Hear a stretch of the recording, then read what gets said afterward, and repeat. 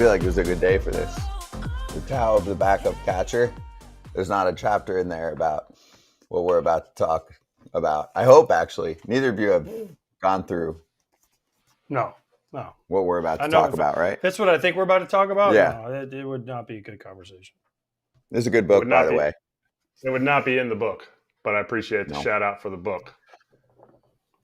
The towel of the backup catcher. I know David Ross was great in that book. Oh, wait, is that a different book? Different book. Oh, sorry. His that book was How I Made My Money is how the title of that book. Lester BFF. You didn't have a Lester BFF, Kratz. That is why I played for 14 different organizations, 9 different teams. And no dancing, even though you would have been fantastic. Yep. All right, here we go. I want to have some time for this. It's not Charge the Mound. It's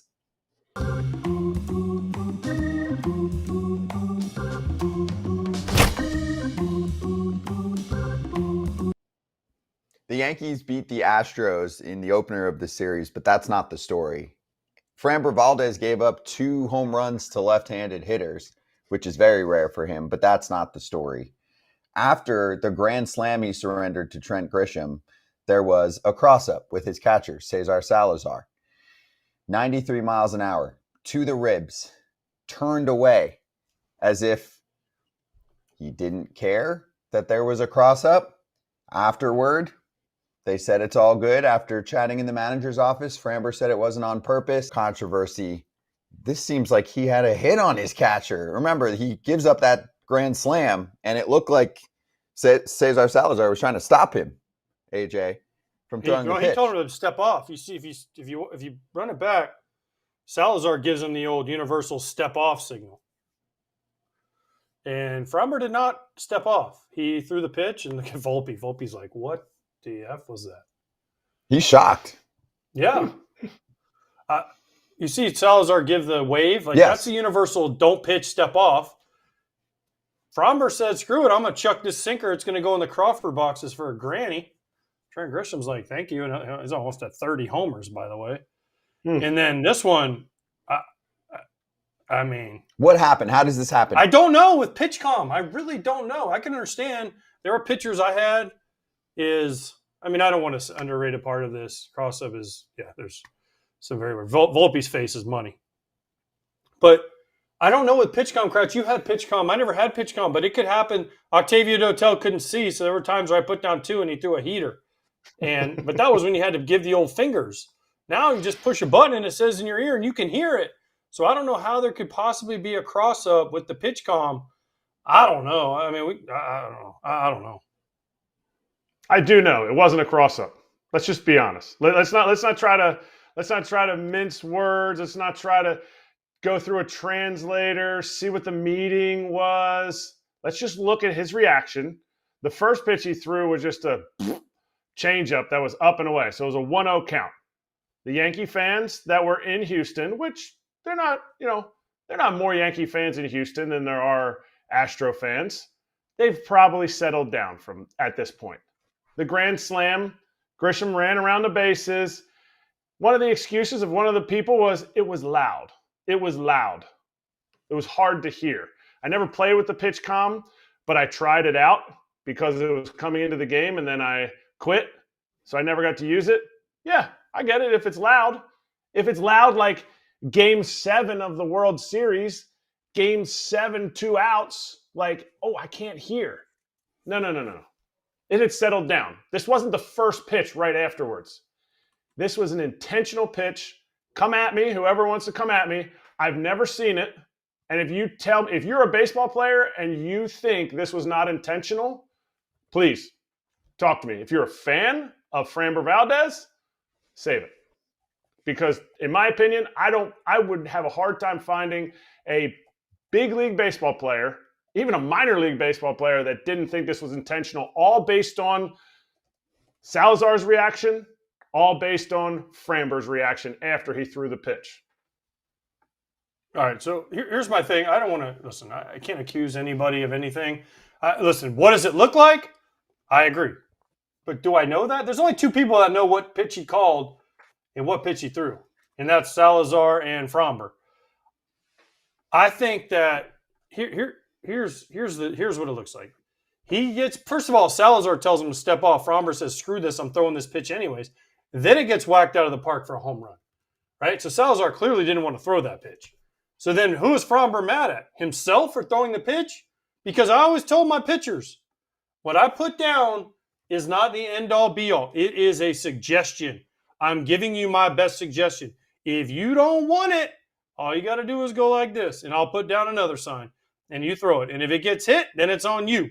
So Salazar clearly didn't want him to throw it. He said step off. He did not. He threw the pitch. Whack, grand slam. Now he changed up high and away. The next pitch, I don't know what was called in the pitch column. Again, only two people know that answer. Salazar and Framber. He chucked the ball, and it hit Salazar, his own guy, not the other team, his own guy in the ribs, okay? Then, I know this. Whenever I was crossed up by a pitcher, the first thing the pitcher would do is say, are you okay? Are you all right? Sorry, or give you the my bad, my bad. He didn't do any of that. He turned around and walked away. Like, okay. So not only, like, whether he did it on purpose or not, that's kind of disrespectful to his catcher. The guy who's back there busting his tail, right, Kratzy? Like, whenever a guy crossed you up, first thing, what they always say, my bad, my bad. Oh, dude, I'm so sorry. My bad, I couldn't see, right? That's the first reaction from every guy I've ever caught. So I don't know, man, but I know this. It's a bad look for the Astros.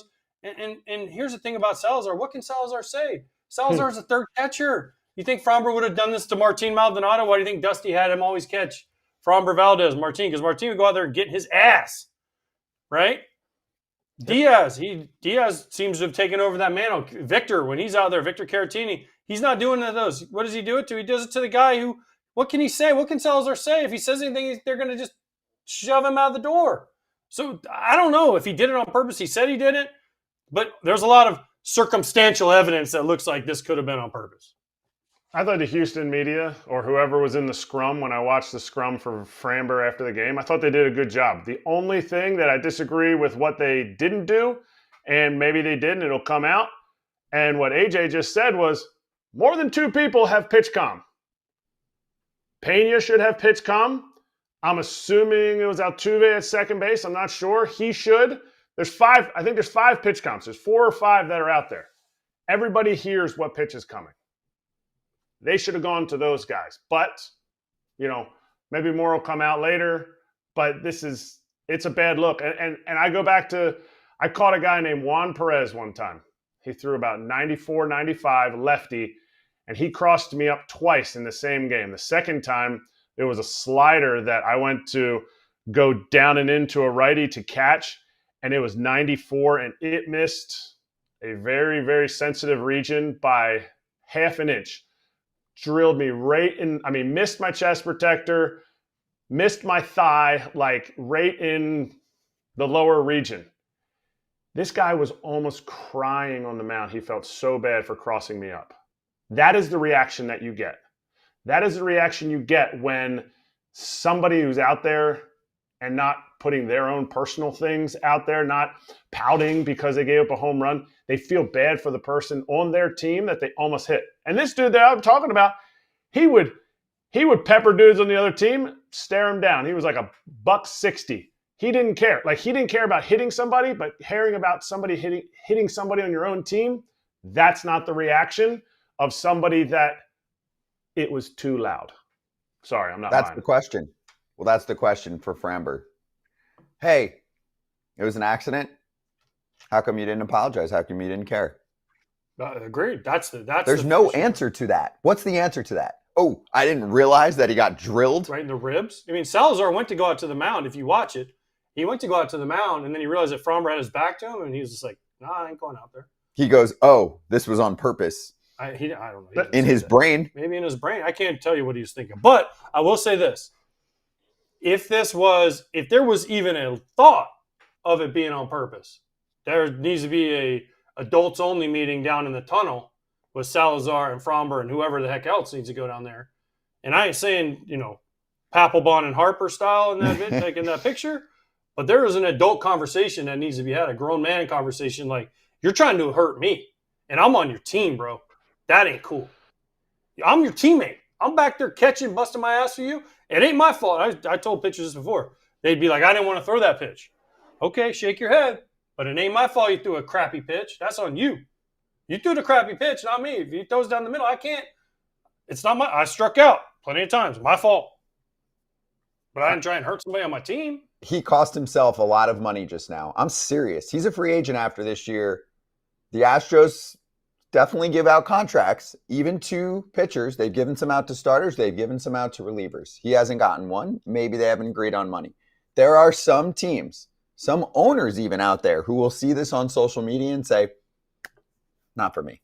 Okay. I'm serious. I don't know about that. But Yes. I'll take your word for it. Yes. He also Kratz, hasn't pitched yes very or well no? the last Right. times. But he's one of the best free agent starters available coming course. up, talent-wise. But this isn't the first time where he's kind of lost his mind on the mound either. This is what I'm talking about, though. This will cost him money, Kratz. Guaranteed. Yes. Guaranteed. How much? Nobody will ever tell.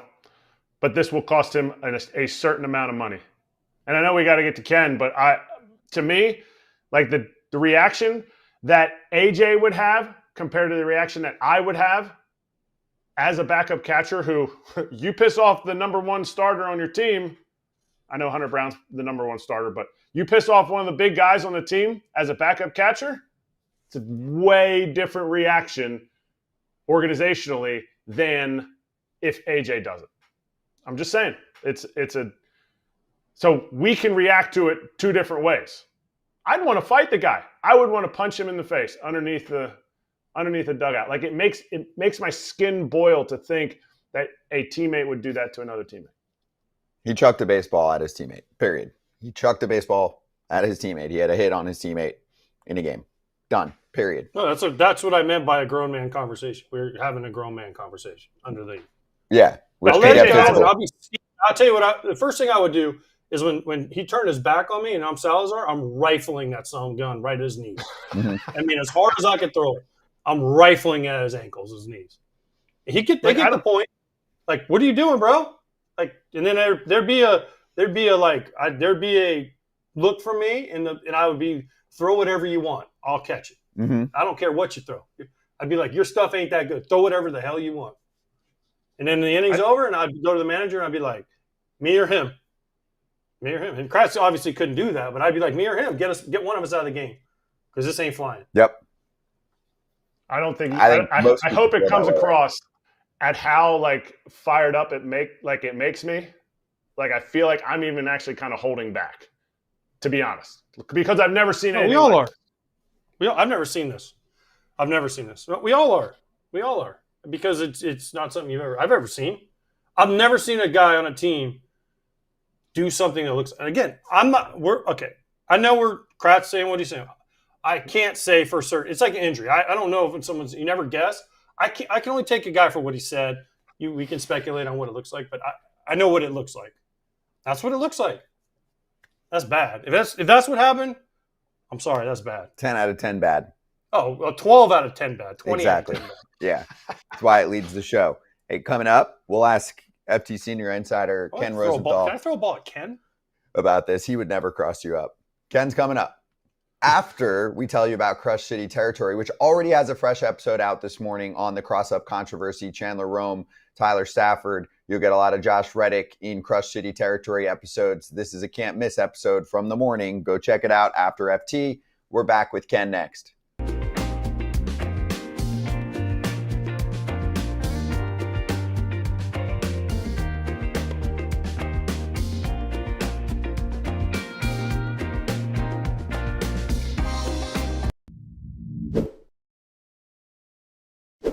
FT fam, designer clothes can be expensive, but we want our clothes to look good. We want to feel good. We want them to be affordable. And Kratz, if you tell me that I can wear a t-shirt that looks like it's tailored, but it's not actually tailored, and it just comes that way, then sign me up for True Classic. Have to. You got to sign up for it because these shirts are soft, they're thin, they're durable, and they're very versatile. You can wear them to the gym. You can wear them out to a nice dinner. Let's get after it because these shirts are the real deal. They are. Check it out. I've got one of the performance ones. It's a nice blue, fits well. I can go to the gym. I can go out. I can do FT in a shirt like this. FT fam, there's a reason why True Classic has sold over 25 million shirts to more than 5 million customers, and they are racking up over 200,000 5-star reviews. See for yourself with our exclusive link at trueclassic.com/foul to save. That's trueclassic.com/FOUL. I got the True Classic shirt on today. Green. AJ requested green, so I did. I got green. I don't know. You always say I say things just randomly. Scott likes this team or whatever. Anyway, I want to get back to this for 1 minute, and then we'll – what? Yesterday you said, oh, Scott thinks the White Sox are going to make the playoffs. Don't act like you don't make stuff up. He just randomly said that. I'm like, me? I'm the White Sox guy? Anyway, this was one of the few cases where social media all agreed, right? Social media doesn't agree on almost anything. Everyone was like, what the heck was that? That was intentional. And then there were obviously the extreme of like, I saw even cut him. I'm like, all right. They're not cutting him. But are they re-signing him? I don't think so. The better question is next time he starts, who catches him? Just putting César out there. Just César, go back and play with the Wolves. No chance. There is not a chance in the world. If it's Yainer Diaz, he's like, I'm here longer than you now. I'll be here longer than you. Watch yourself. Caratini, I think, is a free agent. He ain't doing that though year. to one of those. I'm telling you, Kratz, you know this. He ain't doing that to Diaz, and he ain't doing that to Caratini. You know that, and I know that. If he wouldn't do it because he wouldn't. And that makes it even worse. In my opinion, that makes it even worse. Like people who treat people differently because of quote unquote status. No. I'm not about that life.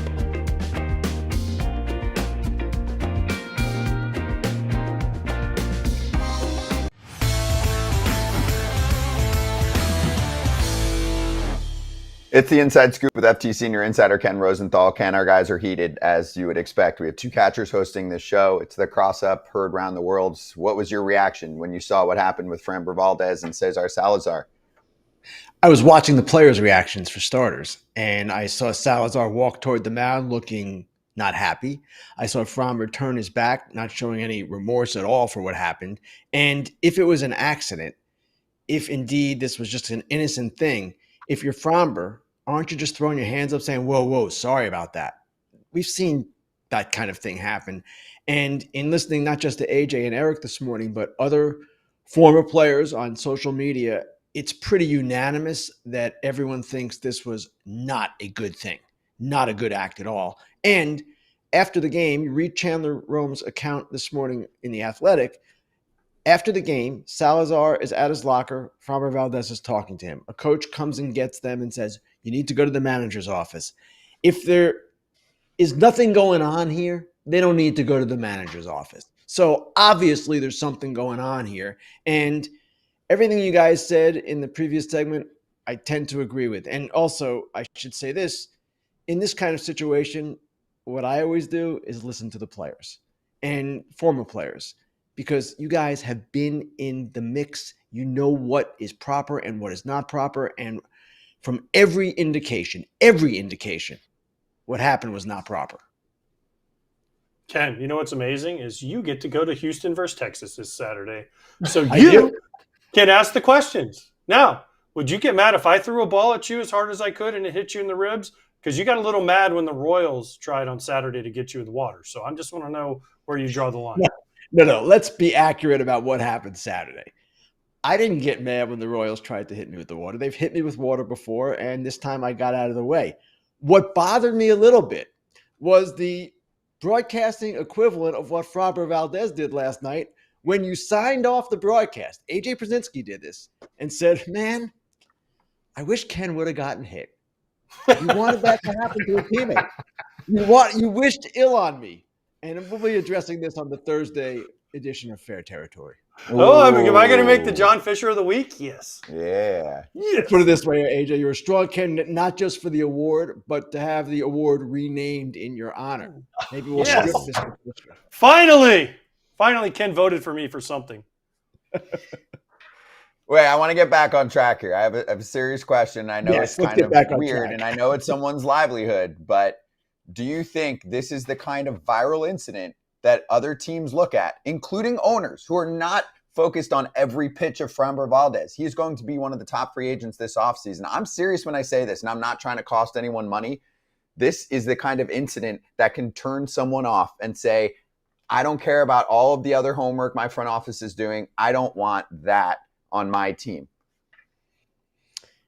Scott, that's a great question. It's kind of the question of the hour, honestly, because he is one of the top free agents available this offseason. And certainly he was looking for a contract, is looking for a contract in the Max Fried range, right? Now, I don't know if he'll get there. He's older, whatever. But if I'm a team, I'm asking him these questions. And I'm wanting to know in my interview process with him, hey, what is going on there? What is going on in some of these other incidents with catchers over the years? And if I'm going to give you X number of $100 million, can I trust you?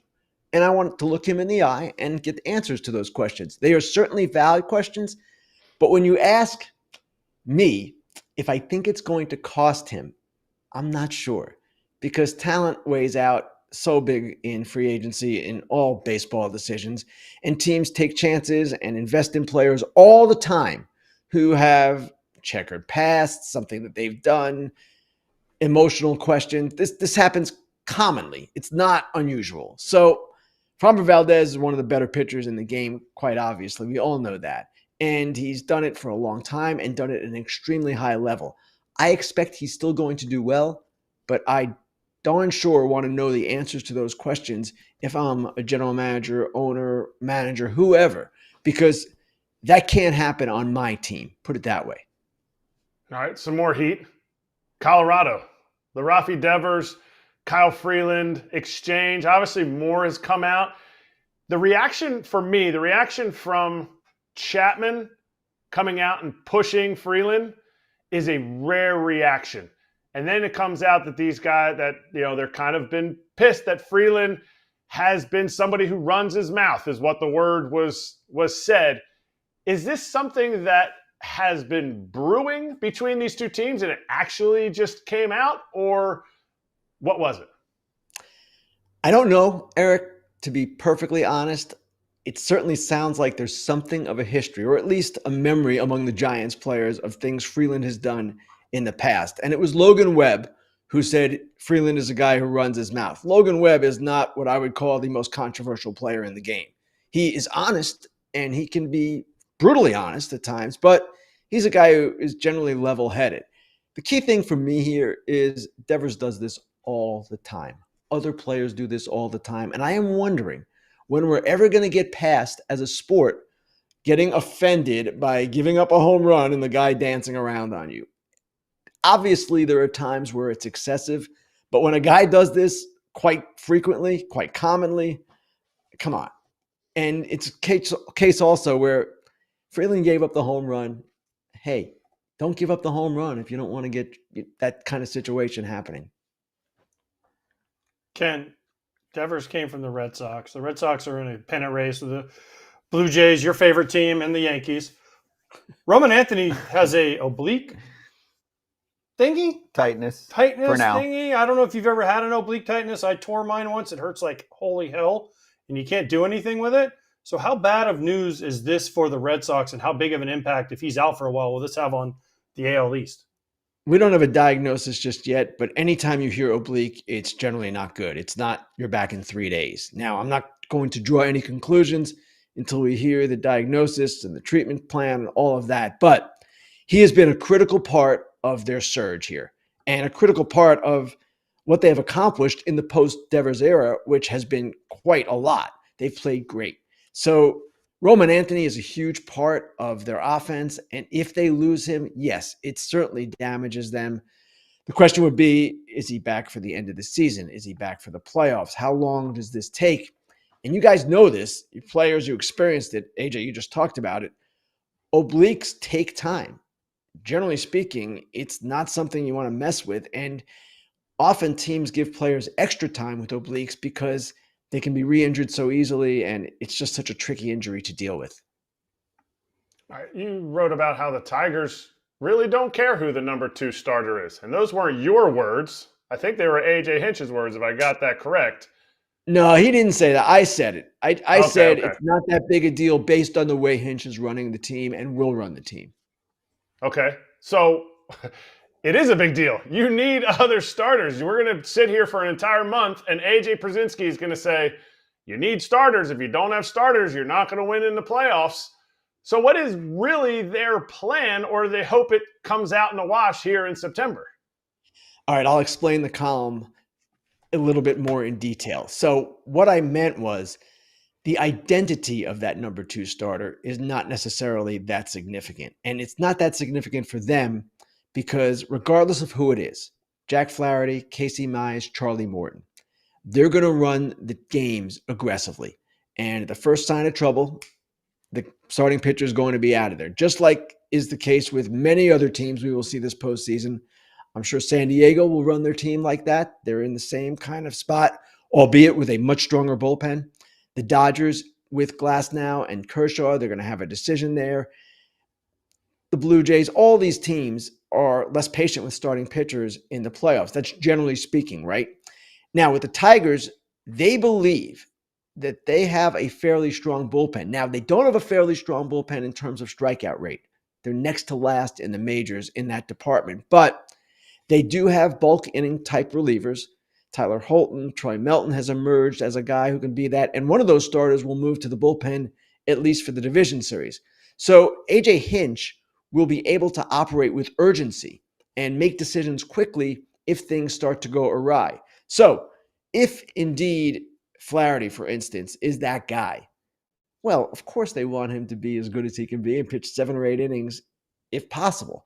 If that doesn't happen, though, they believe they are well equipped to handle that. We'll see. It's obviously a strategy that is not as reliant on starting pitching as you would like it to be, but how many teams have 3 or 4 starters in the postseason that are still going well that you can count on to pitch deep into games? It's not many. Ken, I was there when you asked Hinch that. When I asked Hinch that question, and yes, he did not say that. He said Flaherty probably would be the guy they would like to slot in there, but he needs to pitch better. And then they have Mize, and so he kind of hinted at who we would like to see. But here's the only thing I say about what you just said: they made it through the wild card round with their pitching chaos and yada yada yada.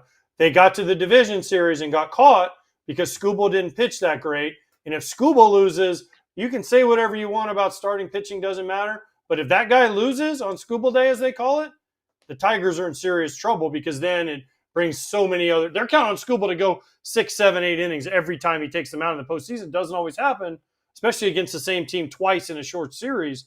They need him to be great. And if he's not, that's where it catches you. AJ, I'm not in the camp of starting pitching doesn't matter. Far from it. In fact, I would love to have 4 Tarek Skubals on my team. And he is one of the most dominant pitchers in the game. The question becomes, when you don't have that, how do you adjust and how do you react? Now, if Tarek Skubal is not Tarek Skubal in the postseason, all of this, as you said, doesn't matter. And that's the case regardless.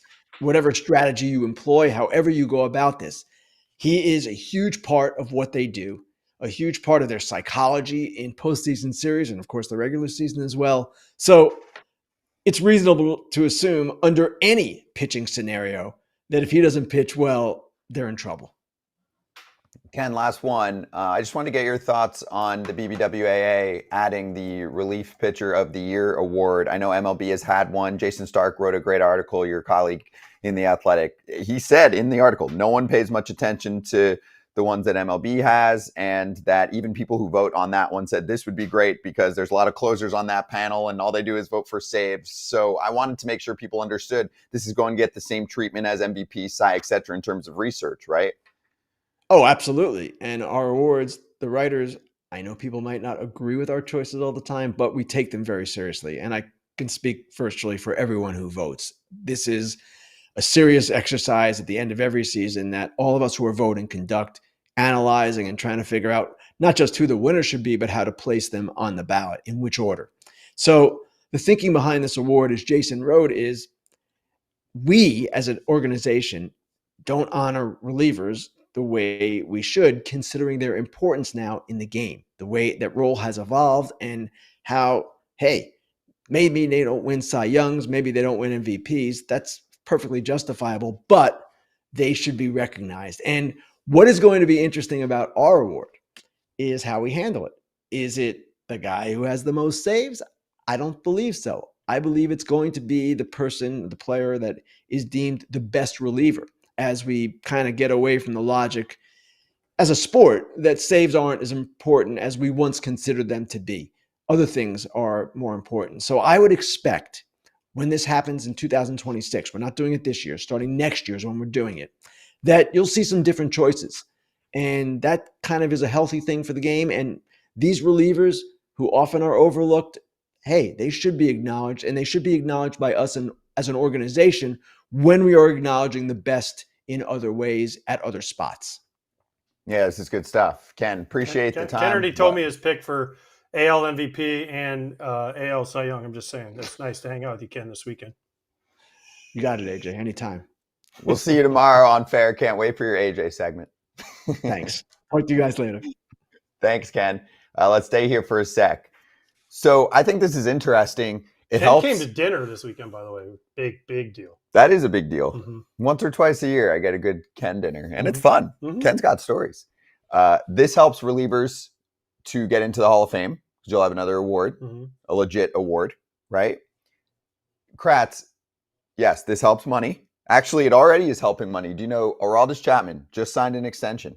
He has an escalator in there that's based on this Relief Pitcher of the Year award.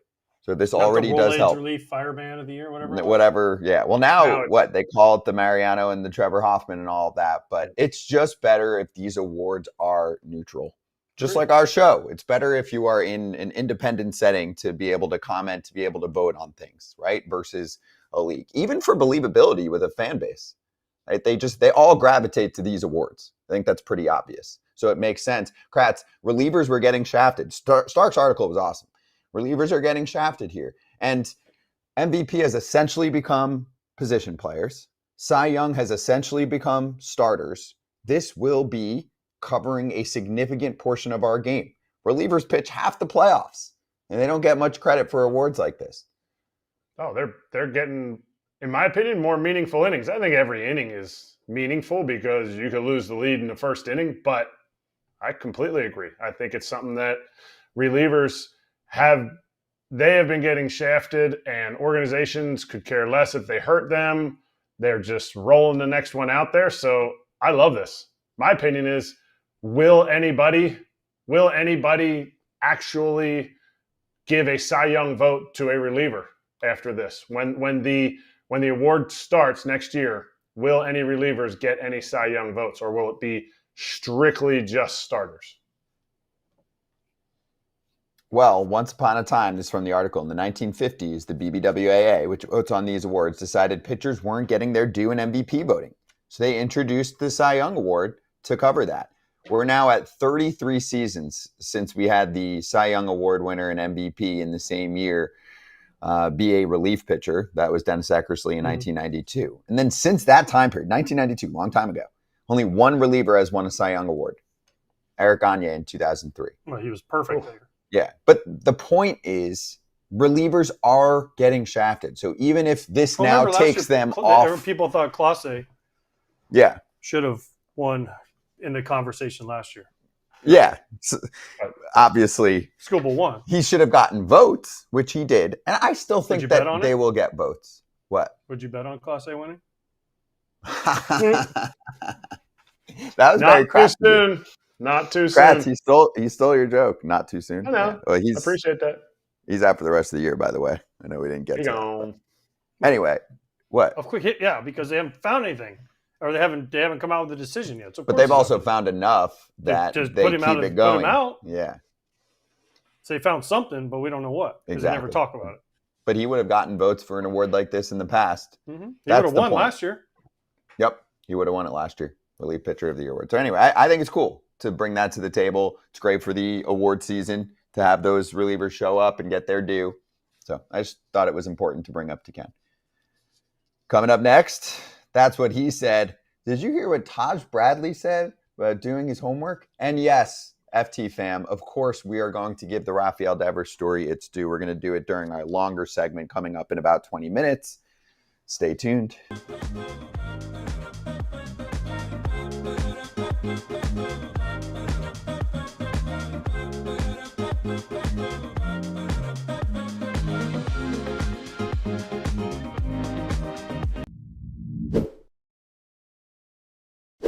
We're throwing a curveball at you this week for our Arena Club segment, as AJ has opened up a Pokemon slap pack.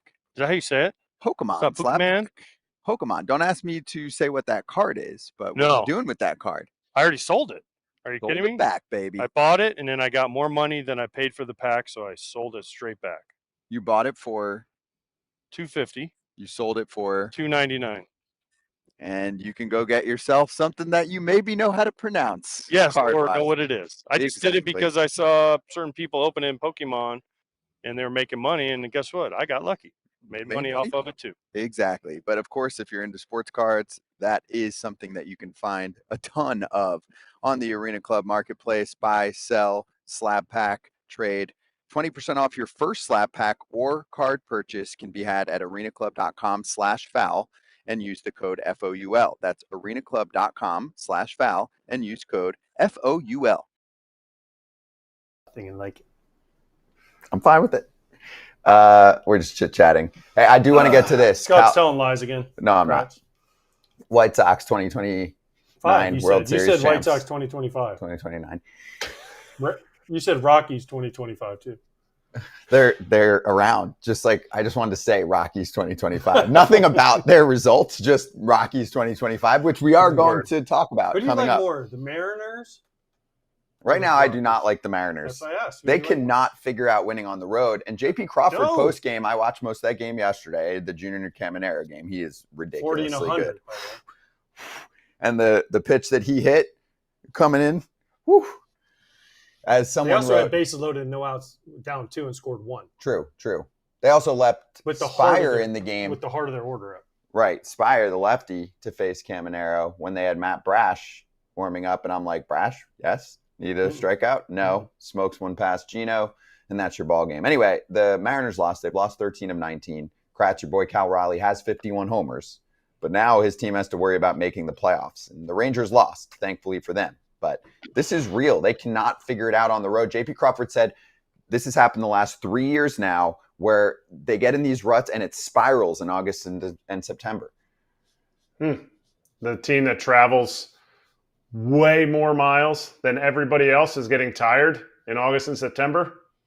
Why don't they mix in some night game getaway days too, just to have that for the travel? It's tough. It is a real thing. Especially late in the year, these trips seem to be a problem. Every time they go to the East, they win. They go 1-6 on the road trips to the East. You want them early. That's what I've been told. Early in the year. Yeah, that's what he said. That's what he said. That's what he said. That's what he said. We use the term change of scenery often in our sport, and there's a reason for that. Sometimes something that seems so simple just doesn't click or doesn't get accepted until a move is made. Example A, Taj Bradley, who has really good stuff. Really good stuff. The kind of stuff that could be top of the rotation stuff. It has not come together for him consistently. He gets traded to the Minnesota Twins. We get a great story from the Star Tribune with quotes on what Taj Bradley said has changed for him since he joined the Twins. He studied a scouting report for the first time in his career the other day and had a good 5 innings. Quote, on why he didn't study lineups or numbers in his previous 68 major league starts. Quote, I just never did it at all. I was kind of out there blind the whole time. After my last outing, I had a lot of soft contact, so I figured now is the time. Okay, get your head in the books, learn a little bit about the hitters you're going up against. Another quote, I mean, yeah, they give you the numbers, they think it's the best thing, and they are right. It's just me being hard-headed, me finally getting out of my own way. It's like, okay, this is the game you're playing, and they're suddenly they're studying you just as much as you're studying them. Were you surprised to see this from Taj Bradley? He's 24 years old. He had only spent time with the Rays before this. No. There's a guy, Mark Burley never looked at a scouting report his whole career. Mm-hmm. I mean, there's guys that do it. It's just a personal preference. How much you trust your catcher. Some guys went off feel. Listen, I don't think this is as big of a deal as we're going to make it out to be. I think maybe he didn't know how. And Kratz, correct me if I'm wrong. Listen, there are guys where it's like, okay, they have a big hole against a certain pitch or whatever. But if you make a quality pitch up and in, down and away, more times than not, you're going to get the guy out. Now, sometimes guys hit good pitches. But if you throw – here's the thing.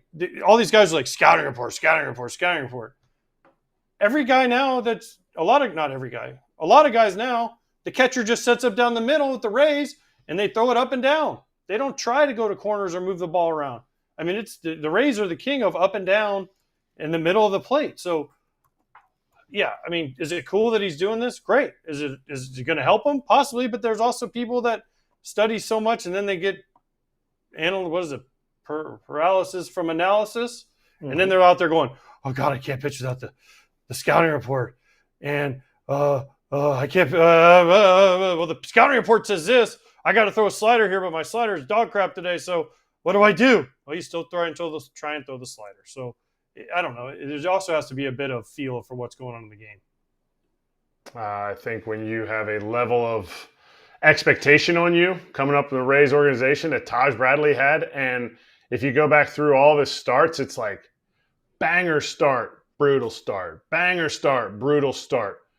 What's something that kind of like kicks you back into gear, kicks you like wondering like, you know what, that was kind of unlucky, or this was kind of that, or like it's either an injury or it's getting sent down to AAA.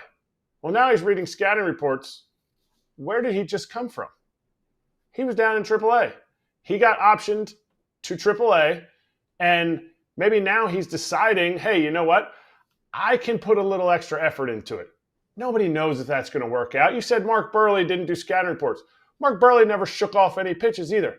Mark Burley had like 100 seasons in a row of 200 innings. Big difference than what Taj Bradley's doing. Cliff Lee was the exact same way. Wouldn't want to do scouting reports.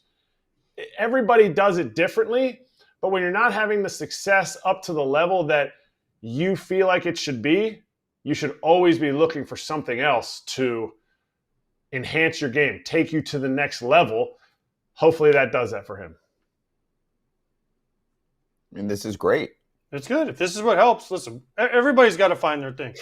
But there are guys, and Kratz, you can tell me if I'm wrong. There's guys that I played with that were pitchers, and they would go in there for hours, and they'd come out, and I'm like, you still don't know what you're doing. But, I mean, am I wrong, Kratz? There's guys that would come in there, and they'd have a book. They literally would have a book, and they'd be like, you'd sit down with them, and they'd say, okay, I want to pitch this, and I want to do this, and I want to do that. And I'd look at it and be like, well, that's weird, because I looked, and it's not the same. But, yeah, that's what you said. Yes, what you said. And then the game starts, you try to do exactly opposite of what they told you. Am I wrong? No, you're not wrong. Besides Roy Halladay was in the video room. He would do his own scouting report. He expected me to do my own scouting report, Chooch to do it. Like, that was the expectation that he had. And so I kind of like learned to do that for all the other pitchers. And some of the times you just never used it. And other times you'd use it really well. There was one guy that I played with. He did the exact same thing. He was super intricate. He wrote down all his numbers and everything. His issue was he didn't have the nuts to throw the fastball in. When we'd go in, he'd let it leak out over the plate and he'd hit a dinger. So all the work in the video room should give you confidence. It shouldn't give you the answers. It should give you confidence in, you know what?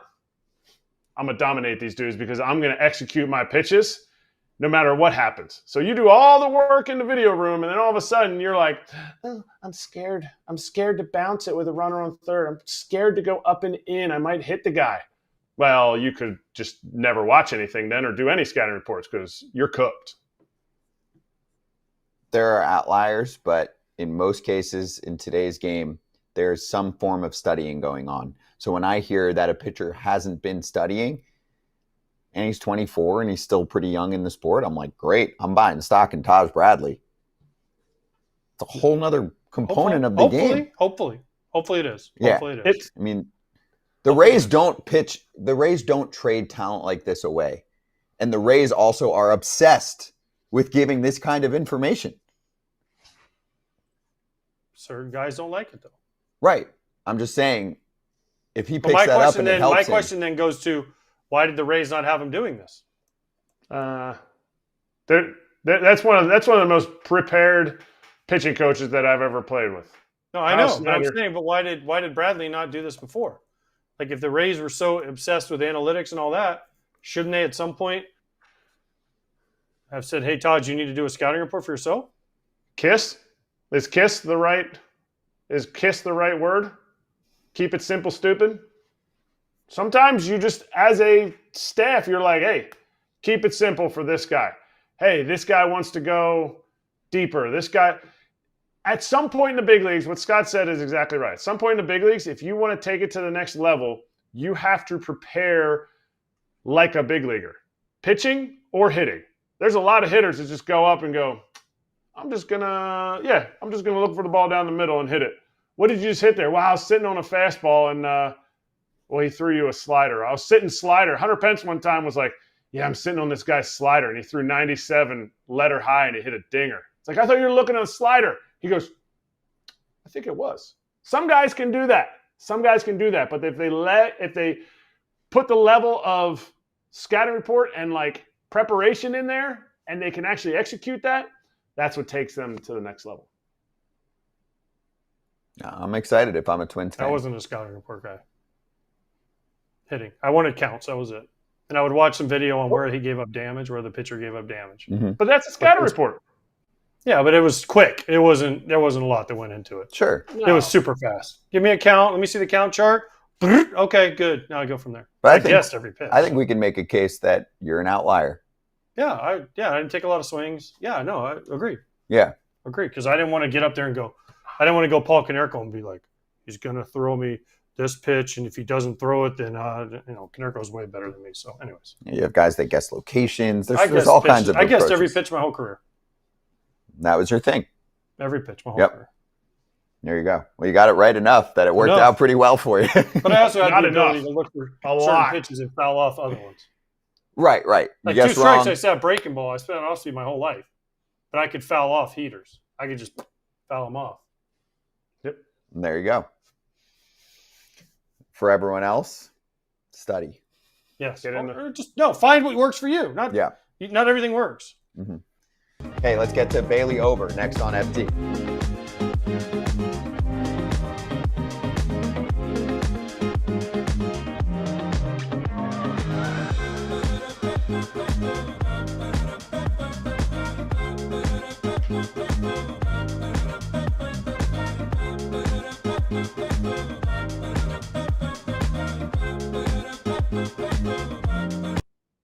Hey, we didn't get to this yesterday, but the Cubs made a number of moves over the last few days. They picked up Carlos Santana so he can first base platoon with Michael Busch. Santana against lefties. By the way, Michael Busch is having a great year. I don't understand. But that's what they want to do. I agree that you're going to play Carlos Santana in the postseason against the lefty. I want Michael Busch in leadoff for me. I agree. And been raking. He's got like 30 homers. They get Turner off of playing any positions. But anyway, pushing it forward, and Savali they picked up to pitch out of the bullpen. Owen Casey got optioned. And they called up another top prospect, Kevin Alcantara.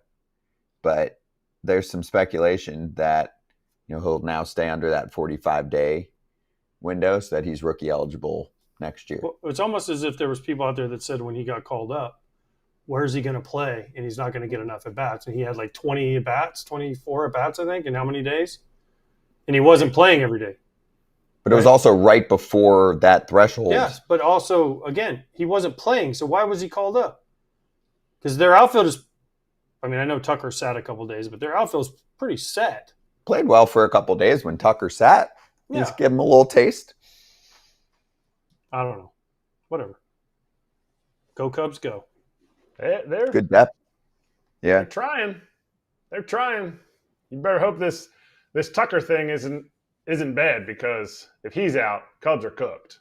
They might be cooked anyway, making the playoffs and then one in Q. But we'll see. No organization has ever manipulated service time like the Cubs. Chris Bryant. They were the first. They were the originators. That changed the game. That led to this rule. It changed a lot of stuff Yeah. because they made the rule about rookie of the year and all that stuff. He was what, like They're doing it 22, again. 23 years old, best hitter in spring training, ready to go. And they're like, his defense. Yeah, defense. What do you have? 50 Defense. homers the year before, 40 homers in the minor leagues Yeah. the year before. And then the exact day of the Super two deadline, cutoff. they're like, his defense has been fixed, Yes. cured, up to the show. Mm-hmm. No, it wasn't a Super 2. He became a Super 2, but No, it wasn't a they- Super 2. It was service time. They kept an It was extra service year time. of him. Yeah. Yeah. Worked out for him. He ended up getting plenty of money in his Plenty of career, and unfortunately has been completely irrelevant for the last few seasons. Sometimes I forget he still plays Same. because he hasn't played. I just did.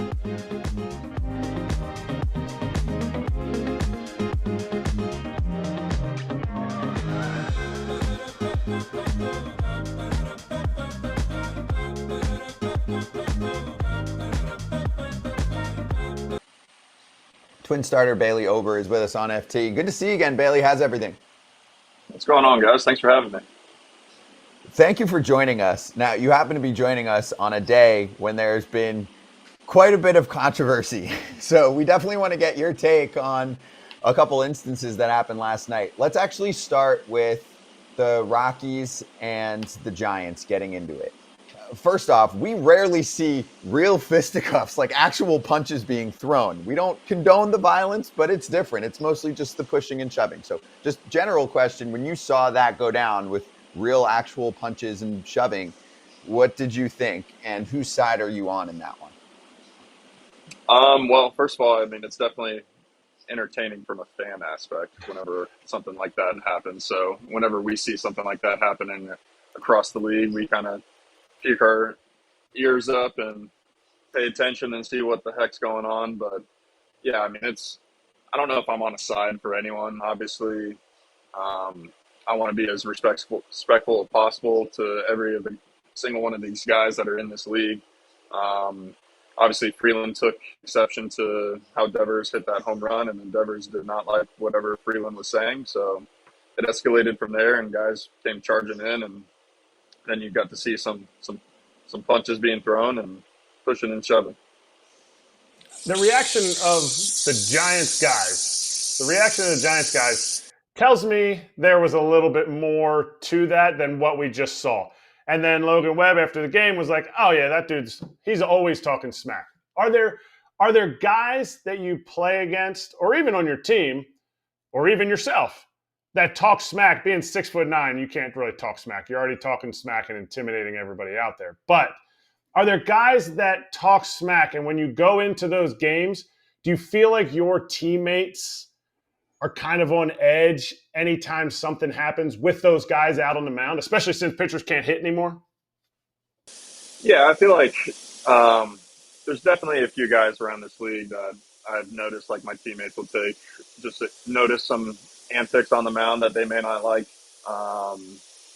But I don't know if necessarily if they're talking crap to our guys. It's mainly just how they present themselves and how they hold themselves and how they deal with the ups and downs of the game going on out there. Yeah, there's definitely a few guys that I could see maybe getting guys on the edge of their seats a little bit more in case something does happen. I feel like there hasn't been as much of that with our team recently, but I mean, I remember a few times whenever I think, I don't know if they had a previous relationship or something going on, but I think it was Sano a couple years back with maybe one of the Cleveland starters. I don't know. There was some issue going on between those two guys, but that's all I can remember personally from that kind of hitter pitcher standpoint. And obviously, I don't know Freeland and I don't know Devers personally, so I don't know exactly the extent of how they handle themselves either. Bailey, can you tell Hot Rod to quit cooking a hamburger next to you? What is it? Is there a noise? Like, what is happening? Yeah, I'm in the hyperbaric chamber room in here, so I got some teammates getting some work in, and I came in here for some quiet, but my guy Trevor Larnick's getting some work in right now. Oh, okay, got it. We thought you were in a recovery chair. I know Hot Rod doesn't cook, so he's out probably fishing today. So yeah, tell him to flip that burger over and move on. All right, when you see him. But here's what I don't understand about you pitchers. You guys get mad when everybody flips their bat nowadays and everybody does this. Byron Buxton flips his bat. You're cheering for him. But then some guy flips his bat against you, Bailey, and you're like, oh, I'm going to be mad at him. Haven't we moved past that now? Because listen, I used to be that guy. I would talk a lot of trash. The Twins threw at me plenty of times. Ron Gardenhire tell him to throw at me, and then I never would do that. It's fine, Gardy, I get it. But why do pitchers get so mad when a guy flips a bat? I don't understand. Like, if you strike me out and you go, yeah, okay, you got me. But when I hit a home run off you, then I'm going to do a little bat flip. Yeah, I mean, it goes both ways. If you're going to do it, then you got to be open to getting it back, you know? I feel like with Byron, whenever he hits a nuke off someone, he's pumping up our dugout. He's never directing it towards the other team. And that can be definitely a big difference if a hitter does something and then starts yelling directly at you. It says something that you might may not like. I mean, yeah, there's pitchers that'll strike out someone in a big situation and let a few F-bombs go and try to, I don't know, they're fired up. There's not a whole lot of times where that's personally directed at the hitter, per se, where they're telling them, hey, go sit your butt down in the dugout. Like, you can't hit me. I don't see a whole lot of that going on at the moment. I'm here for that. I'm also here for a little bit of research that I did. Your one playoff start was in Houston, correct? Yep. Okay. Were you ever at any point not able to hear the pitch comm? Because it was in 2023. I assume you guys had the pitch comm. Could you not hear the pitch comm? I think I was good that game. I think I had it turned up to the right setting. But yeah, I mean, some games like it just cuts off. But I don't know if that specific game, if I had any issues. I don't remember having any issues, so I would assume that I was pretty fine with that going on that game. Okay, so it was the playoffs in Houston, and you were fine. You don't remember it not working. So if a pitcher says they can't hear their pitch comm, if you ever can't hear it, would you ever just throw whatever pitch you wanted to? No, probably not. Okay. Yeah, I mean, I wouldn't want to put my guy in a position where he might not know what's coming. In your opinion, there could be. I have heard conversations being had, like, say, the pitch clock's winding down, you don't have any step offs, or you don't want to step off. You have a designated pitch that you're going to throw. Like, you and the catcher have something. Hey, if the clock's running out, it goes to 0. We haven't agreed on something, and I start my motion. That's the pitch that I'm going to throw, whether that's a fastball, slider, or whatever it is. I have heard guys talk about that for sure. Okay, I like that. I've never heard that. I assume you saw the Framber and César Salazar thing.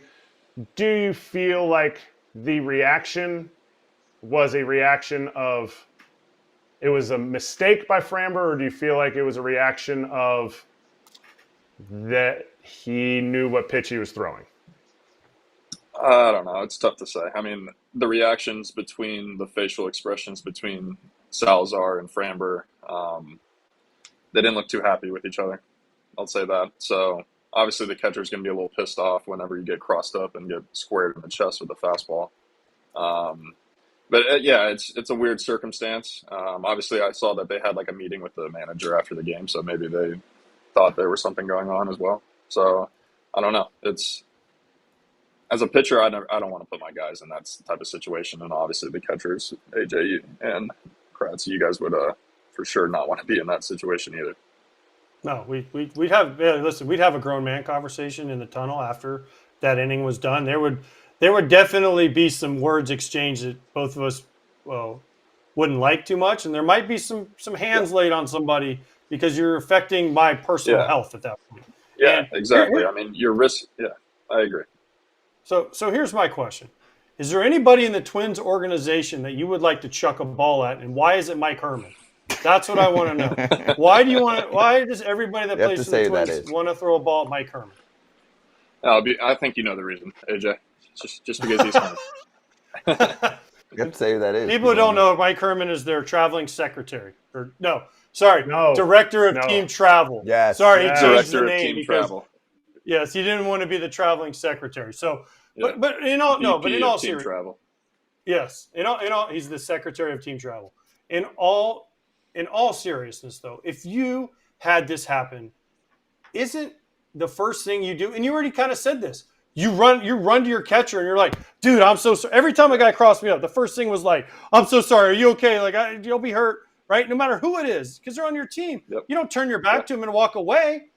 Like, Yeah. that's just pure disrespect, isn't it? Yeah, I agree. Yeah, it's definitely a weird situation. Obviously, maybe there was some more stuff going on between those two guys before that game started. I don't know.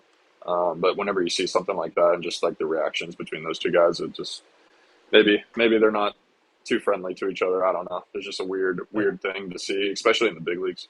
But yeah, it happened. Hey, by the way, sorry, I said something about Buxton earlier. I didn't mean that, like, personally towards Buxton. Yeah. I want people to know that. No, I know you know that, but there's people out there be like, oh, he's attacking Buxton. Trust me, I played with Torrey Hunter. Torrey Hunter flipped his bat more than anybody before bat flipping was cool, right? And then I did it too. So, listen, I'm all for bat flips, talking trash. I think it's great for the game. So I want to just make that clear. Now, Byron Buxton said he didn't want to be traded. I get it. I love the fact that he's going to play for the Twins his whole career. But when that trade deadline hit, were you like Oprah and like, oh, you get a trade and you get a trade and you get a trade? And were you looking down the line going, we're not going to have enough dudes to play this game if we keep trading the whole team? Yeah, I know. It was a weird day. We had an off day in Cleveland, so we flew in the night before, got in, and then that day, a lot of us were just kind of hanging around and seeing what was going to unfold. Obviously, no one really thought that the extent of it was going to be what it was. So we had, I don't know, probably up to 10 guys just kind of chilling, waiting like towards the end of that deadline, just to see what happened, and then we were going to go get some dinner afterwards. And some of the guys that were in the room ended up getting traded, so it was really weird just being able to kind of be with them and kind of see their emotions and kind of the reaction of the others in that group. It was definitely a weird day and something that we may never see 11 guys on one big league roster get traded at a deadline again, but it was something that I'll never forget. And yeah, it was a crazy thing to experience. Was there any two parts? Was there anybody that the reaction was like, whoa, that was like significant? Like guys crying, guys like talking about how they didn't want it, other guys like jumping for joy. And was there anybody that was thinking they were going to get traded and it looked like it was going to happen and then didn't and now is still with the team? Yeah, I mean, I think all three situations that you had, obviously the biggest one that kind of shocked the whole room was the Louis Barlin trade, just because he's a hometown kid. He's on minimum contract, lots of years of control left. And he had stepped up in a big way this year as a bullpen guy that we could foresee, like kind of being a late inning guy, like an 8th and 9th inning guy as he continued to develop. So when he got that call, he saw the phone, who was calling him, and everyone else kind of in the room kind of figured what was going on. But he ended up stepping out of the room so we could have that conversation privately. So it was definitely probably one of the hardest for him. Rock Stewart was another guy that really loved being in Minnesota. And then a few other guys, like I'm sure they kind of expected being traded. They're on 1-year deals. They're going to be free agents at the end of the season. So they kind of expected, they had heads ups going into that day that they probably were going to be moved. And then obviously when you have a trade that gets leaked and then it doesn't happen with Joe Ryan, that's definitely another weird emotions that he had to go through that day, thinking that he was going to a different team and then ended up staying. One more on this. What about Griffin Jax? You don't see trade requests very often, and it sounded like it was done respectfully, but you'd been a teammate of his, and he had a really nice career with the Twins the last few years. Did you know that he requested the trade? Like, what was your thoughts on that whole process? Because it wasn't like, oh, super disgruntled, everyone. I mean, unless you tell me differently, usually when you think trade request, you think of other sports and it's like a whole battle. Michael Parsons was not Griffin Jackson, the Twins. Yeah. I mean, so I talked to Griffin the day of the trade deadline, because I guess when he put in that trade request was like the night before. So it wasn't like super old news. It was pretty fresh to the guys, and especially the guys that he was close with on the team that he was open to tell them about. I think Probably just they had some. I think it was the day before the trade deadline, or the 2 days before the trade deadline. He had a little scuffle with Rocco, and they talked it out, and they seemed to be fine afterwards. But yeah, you never know with those types of situations where him and his agent come up with they think this is the best idea for him and his careers to get to a different spot. And then I think maybe whenever they saw or heard that they're going to start getting rid of the majority of the guys, maybe I would assume that he probably voice his opinion then. Oh wait, did we lose him? I froze for a sec. I think we got you back. Tell Dustin quit modeling and pay for internet. All right, I think we got him. All right, let's finish with this. Okay, we got him again. Bailey, sorry, we lost you for a sec there. Last one. I just wanted to finish with one other teammate that you played with for a while that AJ already mentioned, but actually seeing him put together such a complete season that's probably going to result in a top 10 MVP finish. What have you seen from Byron Buxton this year? Yeah, I mean, Byron has obviously showed the flashes over the years. When I came up in 21 was the season that I feel like, really broke out offensively. It was almost like 2 months into the season, and he was hitting 400. So when I came up that year, I was like, this is the best baseball player I think I've ever seen in person. And then obviously he's dealt with his injury stuff. Obviously that gets brought up every single time, as much as he probably doesn't like it. But yeah, back-to-back years with over 100 games now this year, and he's looking as healthy as ever. I mean, he's stealing bases the last few weeks, tallying those numbers up, hitting homers, playing outstanding defense. And it's just stuff that you've seen over the years that he is able to do. Like some of the flashes that he shows, just being able to run from first to third on a triple, and what is the record that he holds? It's like 11 point something seconds. It's the fastest one or something like that. He is an incredible athlete, an incredible player, really good teammate. And I'm happy that he's able to his body is able to hold up, and everyone's allowed to watch him day in, day out, and just enjoy the product that's out there on the field with him. Bailey, before we let you go, last one I have to know. We talked about this earlier. A new teammate of yours, Taj Bradley, said it's the first time he ever looked at a scouting report recently. Did you make him? Did Joe Ryan make him? Did Pablo make him? Or is there someone else that we're missing that made Taj Bradley finally look at some video before he pitched? Because now he's like, oh man, this is amazing. This is kind of fun, and it makes pitching easier. Yeah, I don't know. I mean, I would assume, I've only been with the Twins my whole career, that most teams would give scouting reports, but I guess that's not the case always. Yeah, he came over here, and that's just kind of what our team and our staff give out every start, is just a couple of papers worth of reports on each and every guy that they have in their lineup, and it's kind of up to you if you want to use that. If you want to write down your own notes, if you want to go off anything else that you see, if you watch video, and then the team and you meet up before your start and kind of go over what your ideas are and what your plans are. So yeah, I mean, it's definitely kind of odd hearing coming from other starters in the big leagues that they don't have, or the team doesn't provide stuff. Kind of sometimes you're on your own if you want to look at stuff, and sometimes, like, I guess Taj just never really paid attention to that. The first time I heard about this was when it came out in the article or something like that. So I didn't know that they didn't give him anything as well. But yeah, hopefully it becomes really useful for him. Obviously, his last start was really good. His stuff is electric. So maybe if you can pair that up with some good reports that he finds that works for him, it could be a great thing for his career. I'm buying stock in Taj Bradley. Yeah, I like it. He's got good stuff. So it's another layer. Oh, Bailey, this was awesome, man. Thanks for all the time. Obviously, great catching up with you. We had a lot to hit. You got hit with some hard ones today. I mean, one day you come on, you got all fights and dudes throwing balls at each other and all kinds of stuff. Though. I mean, it was great answers. But man, normally we try to have fun, and you were great. But man, I do feel kind of bad. No, I like it. No, you're good. He was great. Yeah, great answers. Yeah, I appreciate it. I mean, it's stuff going on throughout the league, and we gotta talk about it. So yeah, it's always entertaining too.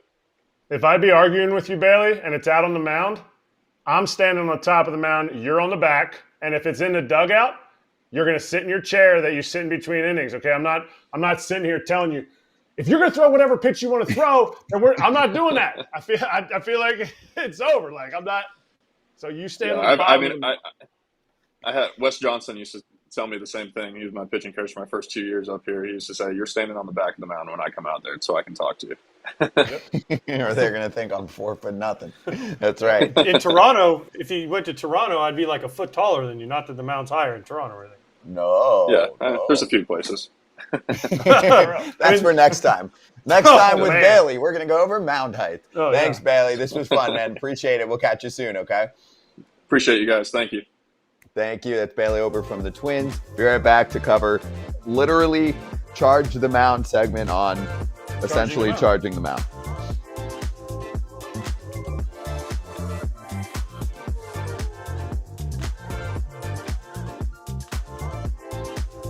Not a lot of easy bets today. No? There's some night games, though. Anyway. But there's just nothing that's standing out. There's only one that stood out to me. You having trouble? Yeah, I'm trying to do my locks. You got a little bit of time. I know. My lock hit Doesn't yesterday. mean producer lady's not wearing me out about it. True. My lock hit yesterday because Nolan McLean is doing what Fernando Valenzuela did in his first 4 starts. The only 2 starters to be 4-0 with a sub 1.50 ERA, 25-plus strikeouts over their first 4 career starts. And this is since ERA became official in both leagues in 1913. Fernando Mania, 1981. McLean Mania. Well, yesterday his offense picked him up because he could give up some runs. Yeah, I mean, first inning, a little rocky, didn't have his breaker, changed things up, and then he started cruising again. Yeah. Against the Tigers team that's one of the best in the American League. Mm-hmm. So you got to give him credit, Kratz. Since they decided to call up Nolan McLean a year earlier than most anticipated, the Mets are playing much better ball. The Mets just want to win. And he's clearly solidifying himself as one of those top 3 starters. I don't care what game he's starting in the playoffs for him. He's getting a start. And no better announcer to have. I hope people were listening to the Tigers game because Jason Benetti, AJ's boy, said it perfectly. He was like, that is a sinker, but it's like glowing. Like the pitches he was throwing yesterday, it was incredible. The variance, what they call variance, slider to sinker variance, like the difference, they both start the same spot. It was gross. And Jason Benetti encapsulated it very well. It was a sinker, but it was glowing. It's the thing with McLean's stuff. You look at it and you're like, this looks different. Yeah. How come we weren't talking about this more? This guy just sneaks up on the scene. He gave up 2 in the first and then settled down nicely. That was it, right? That was it, yeah. It was 2 runs. So Mets pick up the dub. Their offense has been on fire. By the way, you know who we don't talk about for the Mets but Clay Holmes. Nobody talks about Clay Holmes. I think he's starting tonight or No, he's today, starting right? now, He's up- but I'm saying like, for playoffs, we're talking Manaea and Senga and this guy and that guy and Peterson and McLean and Bullpen. Kang and Tong and all these Bullpen. guys. We don't even talk about Clay Holmes. bullpen. He was Okay. thrown in the bullpen for a World Series team the last 3 years. So to me, that's an easy shift. When we have Carlos Mendoza on, obviously he's not going to say it. See ya. We might be able to use you for 3 innings. We might be able to use you for a big inning, whatever it is. They might option Senga if he's okay with it. Oof.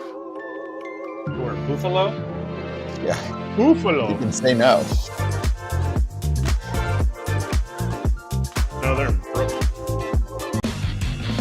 Charging the mound. Literally, They should send Senga to the Rumble Ponies.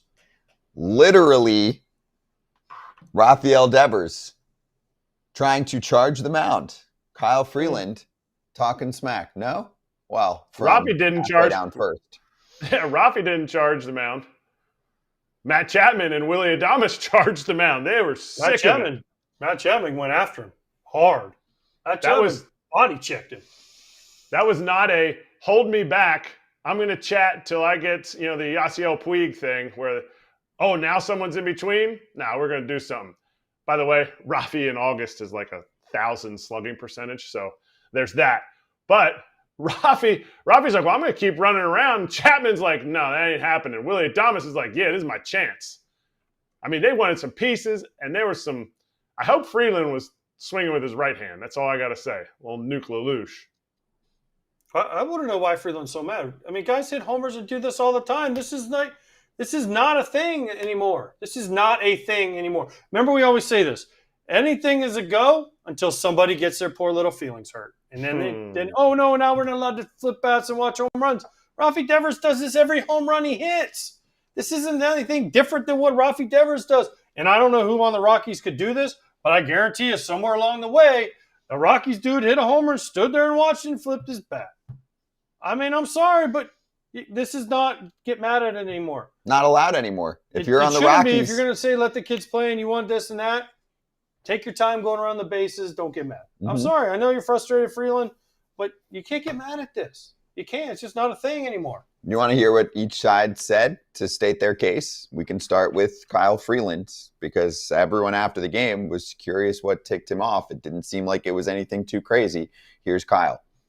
Yeah, I mean, I just, found it extremely disrespectful to, show me up like that in the first inning after hitting a home run, standing there watching it, taking your sweet time getting down to first base. I've been in this league for quite some time, and I know he is as well. I just find that extremely disrespectful and felt that I needed to let him know about that. So then I'm thinking, is he not familiar with Rafi's game because he went from the AL to the NL? But then you get the other side of the equation because the Rockies and the Giants meet up all the time. So Logan Webb post-game was very telling on how he was not surprised that this went down. Surprised it hasn't happened before with that guy, so just kind of runs his mouth a lot of times, and Rafi got him good, so whatever.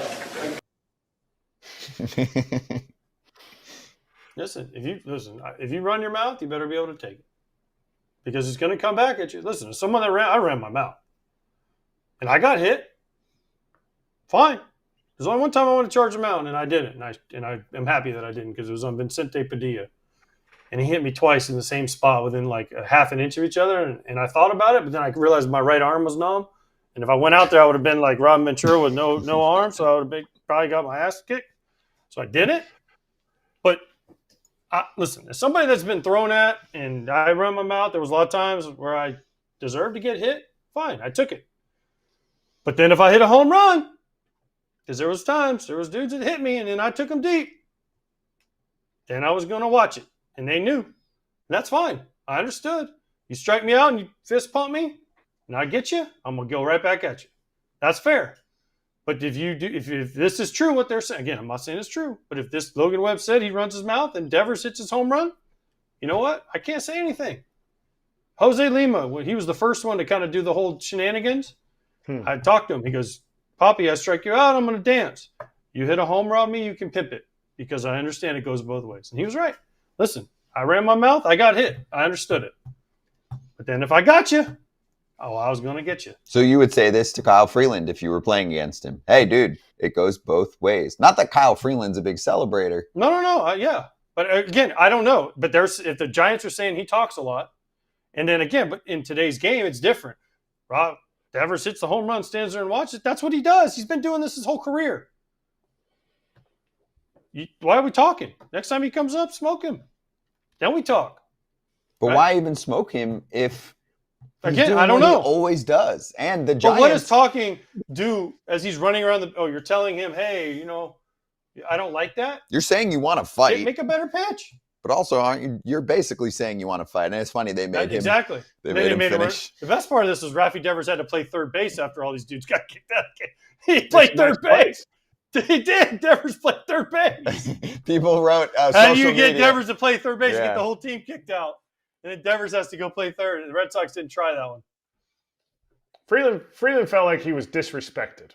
He was like, you hit a home run off me in the first inning and you watch it. Like, Kyle Freeland's given up 20 home runs before yesterday's game. Like, and he also said he took his time. Like, do we need a pitch clock? Do we need a running clock? Like, what is too much time to watch it? What is taking your time running the bases? Like, is there a prerequisite? I think Kyle Freeland was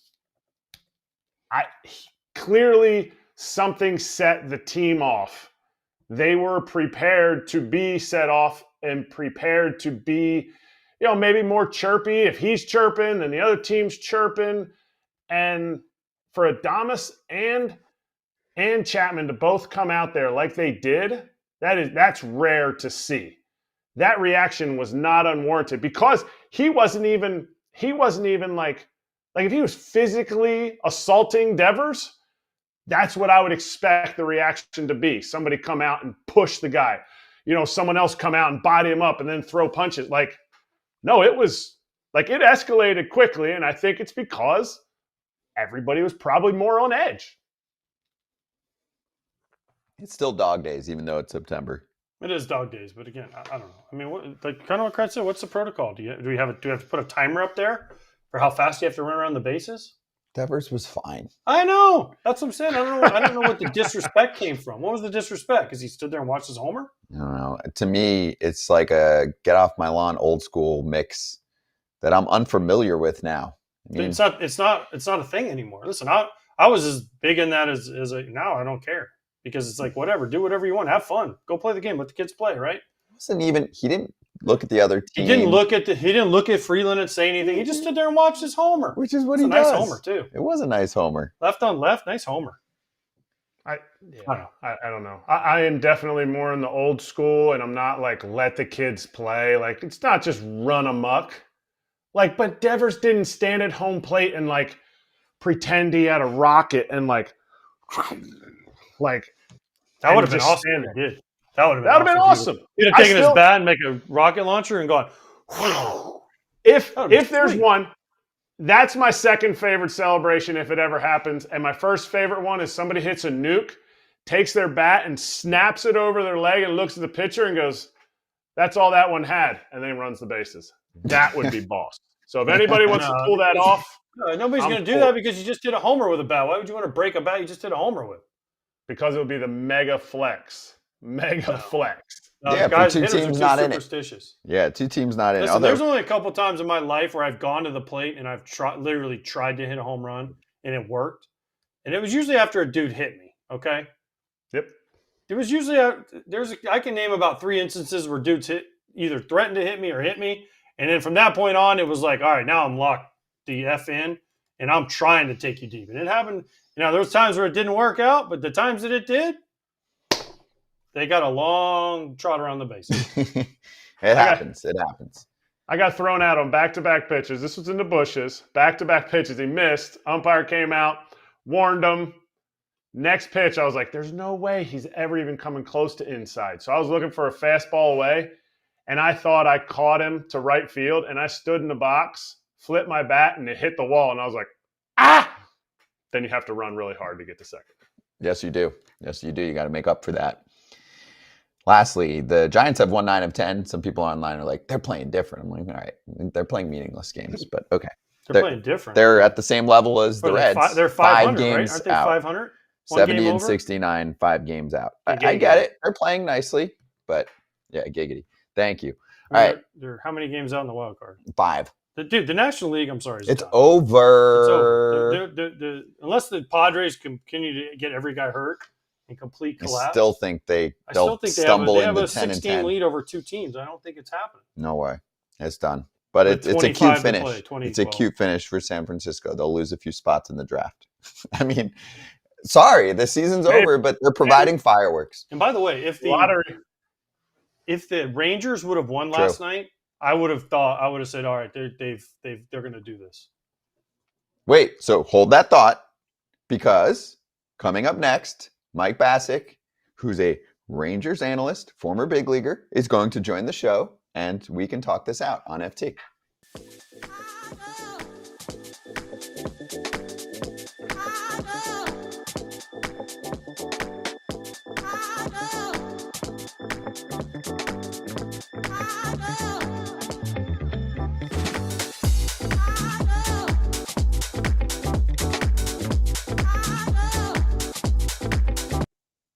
Not good. The news on Roman Anthony from Alex Cora, who did his WEEI appearance on the radio. It could be 4 to 6 weeks for the Roman era, left oblique strain for him as he exited yesterday's game. It was called tightness. Now it's a strain. Tightness leads to a strain. Yeah, not good. Remember, he missed a couple games with the back, and then after the game yesterday, he was like, "No, this is not the back. This is not good." If you've never had one of these, you don't even understand how bad it is, how much it hurts. Yeah, you can't do anything. You can't breathe. You hardly breathe. You're just like, don't move, don't laugh, don't sneeze, don't cough. You like every move is and you're afraid you're going to hurt it again. They tell you to do nothing. You're literally like, no quick movements, no like. He's definitely not doing crunches anytime soon. Super common in MLB too, Kratz. It's a very common injury. It is. It's weird. It shows you how, like no other sports, you're getting oblique injuries, but the boys are spinning on it. It's tough to see, especially when he was like really like he had his feet on the ground for this team. We just talked about yesterday. He's facing lefties, like he's an everyday guy. Tough loss for this team. Well, you don't see it in any other sport because there's no other sport where you're twisting as much. And right. The torque on your obliques, and then it's also he hurt his left one, so that's stopping, right? That's a stop one. I think that's the worst. Usually do your front one. I remember when I did mine. I can tell you the pitch I did on. I was like, this is different than anything I've ever done in my life. It's September 3rd, 1 month from now. 4 to 6 weeks puts them into the playoffs. The playoffs. Mid. 4 weeks puts them into the playoffs. 6 weeks puts you into the ALCS. Yeah, it's a big blow for the Red Sox. Literally. They'll probably win the division now because the boys will come together. That's a bad loss. Yeah, for the quality boys. ABs. 192%. That's a joke from yesterday's show, in case you were unaware. There's been an issue lately with people that catch our clips.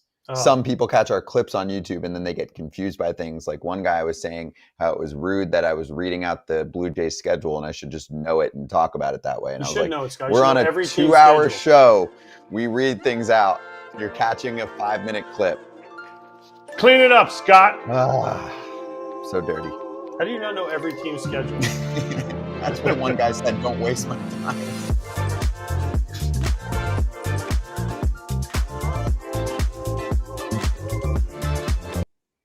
All right, we've got former big leaguer and Rangers Sports Network color analyst Mike Bacsik joining us right now. Mike, great to have you on the show. How you doing? Thanks for having me, boys. Doing pretty good. All right, so let's start with the Rangers, and then I do want to get to some spicy topics from the past 24 hours. But being that AJ brought this up, and I was like, we literally have a Rangers guest coming up, I'll let you re-tee it. I think if the Rangers would have won last night, I think they might have done it. That loss last night hurt them. That's because the Mariners can't win, and the Rangers were on fire. They had a lead against the Diamondbacks, and then the bullpen blew it late. So, I mean, they can still do it, but for me, that was like, if they win tonight, they're only a game back. It's on, but they lost. And so do I still think they could do it? Yeah, but I think it's less likely because if they would have got to 10 wins in a row and kept it rolling, I really would have liked their chances. 7 wins in a row. Oh, 7, sorry. But yes. Sorry. Well, you know what's crazy about this is now when you look at the sheet of paper and you look at the 9 guys in the lineup, I'm sure a lot of Major League fans are like, who is this team? I know 3 guys in this lineup at this point.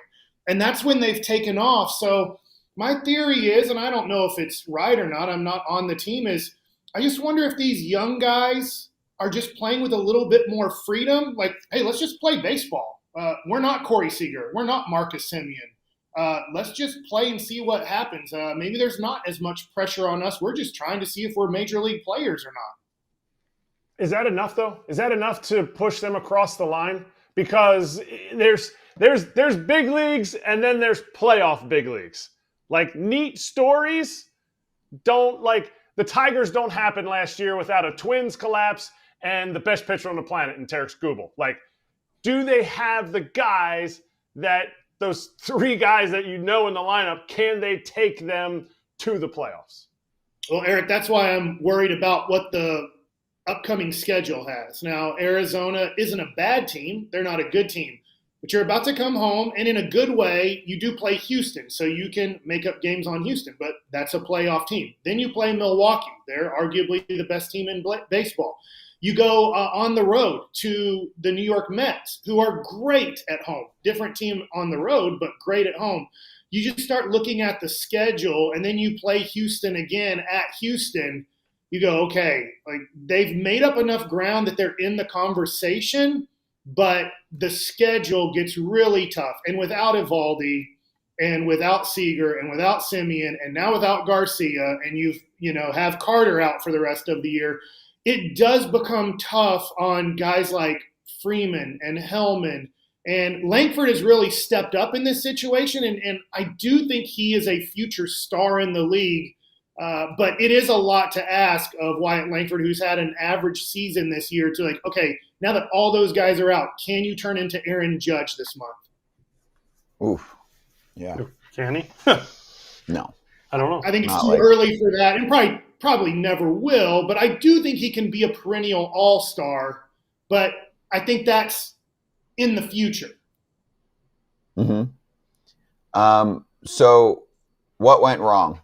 Like, why are we at this point? Them. Yesterday you were saying they were in the World Series, Scott. Now you're burying them. No. What has gotten them to this point where there is clearly this crack, there's this opening, and they could be in a great spot, right? When you look back at certain games and certain moments and themes with the team, what are you thinking about at this time? Well, it's the starting pitching. It's the best in Rangers baseball history. They've always been known from 1972 on as it's an offensive team. If you're playing the Rangers, they're going to score 5. You better score 6. And a lot of times it's not that hard to score 6 because the pitching isn't great. For the first time in the history of the Rangers, the starting pitching has been great. Now the bullpen is starting to falter, and they don't have a closer. In fact, AJ, I'll throw it back to you. Do you know the last guy to be the closer for the Rangers in back-to-back seasons? And it's got to be Joe Nathan, I would guess. It's Joe Nathan in 2012 and 2013. So the Rangers have now gone over a decade where they have not had the same closer back-to-back years. They've tried, and then that guy just hasn't come through. And last year it was Kirby Yates. But this year they've searched all year long for a closer, and they haven't found it. That makes it even tougher here in September as it gets a little bit tighter. The wins and losses become more, that's a tough loss or that's a great win. To not have a closer and to ask whether it's Armstrong, who I like quite a bit, but you're asking guys who really aren't closers to try to close out these really tight games.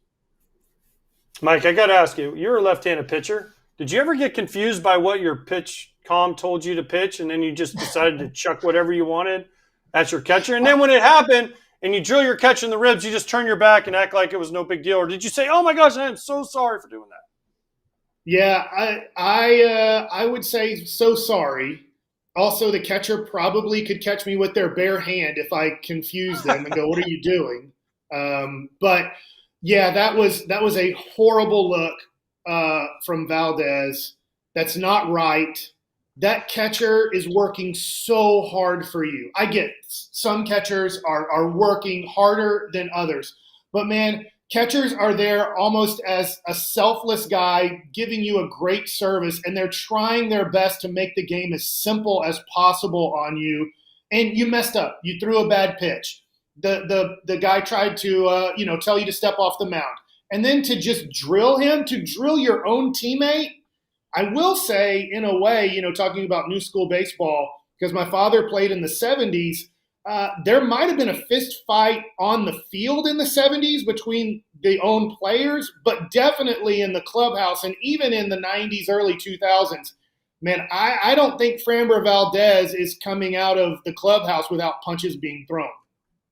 Do you feel that was going to be my question? Like how I don't see how there's not punches thrown. But along with that, do you feel like Framber Valdez hurt some of his value in free agency this year? I know there's other stories about him being immature, but does this give everybody a very forward-facing excuse to maybe cut down years, cut down dollars per year?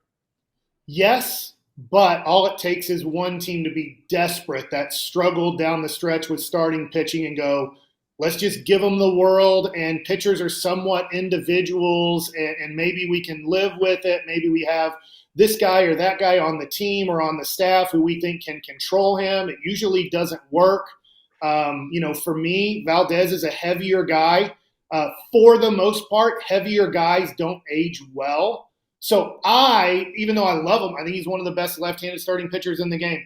I would be concerned signing him in the offseason, but all it takes is one team to go screw it.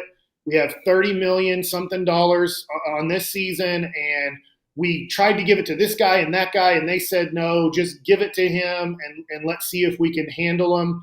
But I would be worried. I would be concerned as a pitching coach, as a front office guy, as a manager, and now I guess as a catcher on what type of person is going to be on my team.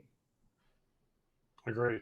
But, all right, so the other big issue yesterday was Kyle Freeland gave up a homer to Rafeal Devers.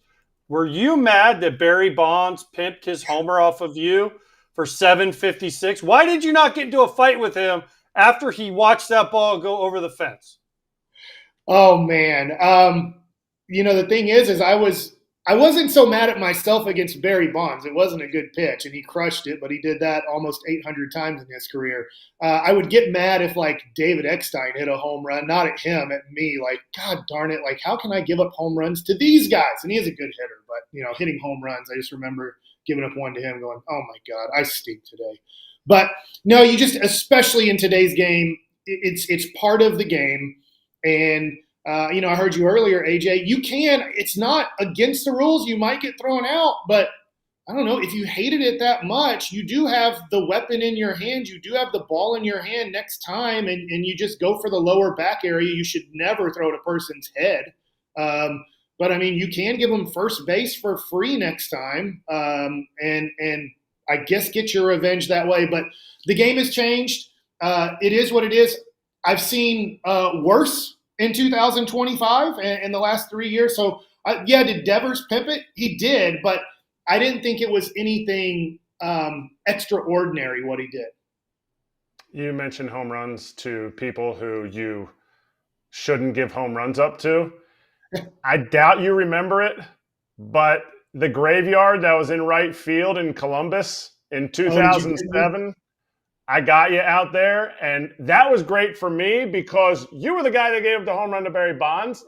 I hit an opposite field homer in Columbus, which was actually it was terrible because we were playing on the AstroTurf, and so any ball on the ground would have been a home run because it would just rolled forever anyway. Yeah, unfortunately I was good at giving up home runs, even in good seasons. Even when I was having a good season, I could still give up home runs. I threw it, 85, 86. Erik, you know what I never heard one of my former teammates who I played against say about me? Man, I hated hitting off of you. Nobody ever said that. In fact, there was one time, Bobby Jones about hitting guys.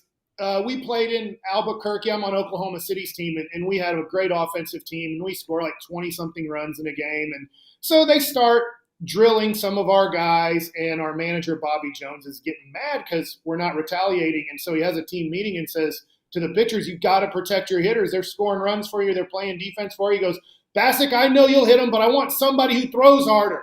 So I even got called out in that meeting for I know you'll hit them, but it really won't do much damage. So that's good. That's funny. Trust me, there are plenty of guys that I wish would have hit me instead of the hard throwers. The soft toss and lefties, I was all for. Oh, you want to hit me? Okay, thank you. Much easier. Like Jamie Moyer, please hit me. But I have to ask this because I played with Barry, and I know he hit the home run off of you. Have you? And I don't know how to ask this question without, and I don't mean this. This is not a personal thing at all. But do you question why people say that you laid one in there for Barry Bonds? Have you heard that? And it's crazy to me because I just don't know how somebody would ever question, oh, Mike Bacsik wants to be the guy to give up the home. No, I don't understand why people would even think that. I was fighting for my life every day in the major leagues. I was not guaranteed anything. That was a 3-2 pitch after he fouled off a 3-2 breaking ball. So, it would be tough to say, not my favorite teammate, but Tim Redding didn't help out the cause when, in that off season, he went on ESPN and said, well, I was keeping the chart that night, and he intentionally did it. So then I have my own teammate saying I did it, which then adds fuel to the fire of conspiracy theories that, I was trying to give up the home run. By the way, the next at bat Barry Bonds had, because he got taken out of the game after giving up the home run, or after I gave up the home run. The next day, first at bat against Tim Redding, he hits it into the ocean. So it's tough because, one, I gave up quite a few home runs. Two, I was fighting for my life. After that game to stay in the big leagues, I pitched against Arizona, and my arm wasn't feeling good. And that was the last game I started for a while. I got demoted to the bullpen. And then in 2008, I spent the whole year in Columbus in AAA and never got another chance to pitch in the major league. So if I did, I didn't benefit very much from it. Yeah, okay. So hold up. Wait, Tim Redding came out and said that you did it on purpose? Did you then, we talked about going and have you talked to Tim Redding? Forget if you talked to Barry Bonds, but have you talked to Tim Redding and said, what the hell are you talking about, dude? Yeah, I talked to him one time after that, and that was it. I was like, I got nothing to say to you. Like, what you just said is mind-boggling, that a guy that doesn't have, unless you told him, even then you shouldn't say that. But the fact that he would come out on national TV and say, oh yeah, Mike told me and I was doing the chart and yeah, he laid it in there. Like, wait, what? Yeah. I think I gave up a home run to Benji Molina that day too. So it wasn't like Barry was the only one who got me. Did you try to give one to him too? Because I needed extra homers. I needed extra homer. I never faced you, but if you would have just laid one there, that would have been nice because it would have helped my left on left, because you can't hit lefties, so it would have been nice. Yeah, it's for me and Tim, we didn't get along. I don't want to make this about Tim. He had a nice career in the major leagues, but that was the thing when you asked me, AJ, or that was the thing that kind of fueled it and gave it like this life. Is like, I don't care what Skip Bayless says. He kind of said it too. But when somebody on your team then throws it out there, that all of a sudden now becomes, well, maybe he did if his own teammate thinks he did. Wow. I mean, it's kind of cool, though. You did give up the record-breaking homer. I mean, I'm just saying, it's kind of cool. I mean, it is cool. A little bit. Until someone breaks it, which I don't know when. I said, if it would have been to some dude who had 3,000 at-bats and never hit a home run, I'd be like, that sucks. But I did give up. I don't know how many pitchers did give up home runs to Barry Bonds. I'm going to guess 500. I mean, that Greg Maddux thing was awesome, where I guess he's given up the most to him, or maybe John Smoltz has, and then Maddux was like, "I'm done. I'm not pitching to this dude anymore." And he was his last year in the major leagues, 480 on base percentage for Barry Bonds. That was his last year, and I think he was 41 years old. Ridiculous. Best I've ever seen. Yeah, ridiculous. You're right. Right. You're one of many hundreds, so it's not a surprise there. Mike, this was awesome. Thank you so much for joining us. Really great stuff. Great to have you on. Appreciate the time and love the work you're doing on Rangers games. Well, thanks, boys. And maybe these Rangers will surprise the world, and with a week to go, they'll still be in it. And maybe the Mariners will surprise the world and never figure out how to win on the road again. A little bit of both is what you need. Twins and Tigers last year. I'm with you. Thanks, Mike. All right, boys. Appreciate you. That's Mike Bacsik. We'll be right back. Talking Ohtani next.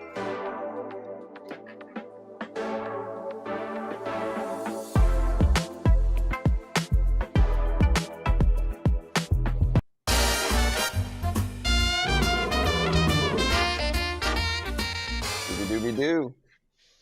BetMGM Locks after I tell you about the free game of the day. We have the Dodgers and the Pirates. 6:40 Eastern Time, 3:40 Pacific, streaming on the BetMGM app. It's available to all BetMGM customers logged in with funded accounts. If you want to watch a free game, go for it. Yesterday. Winner. Chicken dinner. Why don't we have green checks on there? Wait, what? There's somebody slacking, Where's the confetti? There should be so many explosions. Things, right? It should look like the UNC press conference after Bill Belichick. First drive. Did you see After his first drive, and then after that, it went to hell. No, did you see the press conference? They set up like balloons and all this stuff. Yeah. Thought we were gonna get the balloon. What is that? The balloon arch. The balloon arch. I made a lot of those in my life. They suck. Balloon arches, yeah, for birthdays and stuff. They do suck. Any balloon tower. Days and all that stuff. Well, whoever did it for UNC was like, I don't care. We're keeping it up there. It took me hours to make that. Anyway. I'm just trying to figure out why producer lady, when I win, she's mad. She didn't even give me a check. She's not mad. She said she forgot, and she's going to make up for it and give us all of the pomp and circumstance. But somebody has to throw a pick in there because eventually we're going to get to Pap. So we need 4 of us for this break and the next break. Run line, Cubs. Cade Horton going for the Cubs. Cubs are 6-4 in their last. They score some runs. I'd taken the run line. I think it's plus 125. Putting a hunch down to win 125. I see plus 135. Is that what you said? 35? That's what I said. Got you an extra. My pitch com. I know hear my pitch com. Ooh, don't hit me. I'll go with the ATHs. Money line. 115 to win a hundo to try and get me back in the plus.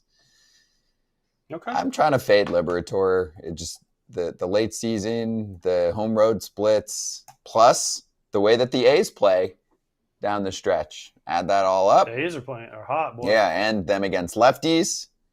Nice OPS top 10 against lefties. So add all that up. Plus I like Jeffrey Springs away from Sacramento. Even money-ish game. I'll take the A's. Okay. And we'll do AJ and Pap's pick next.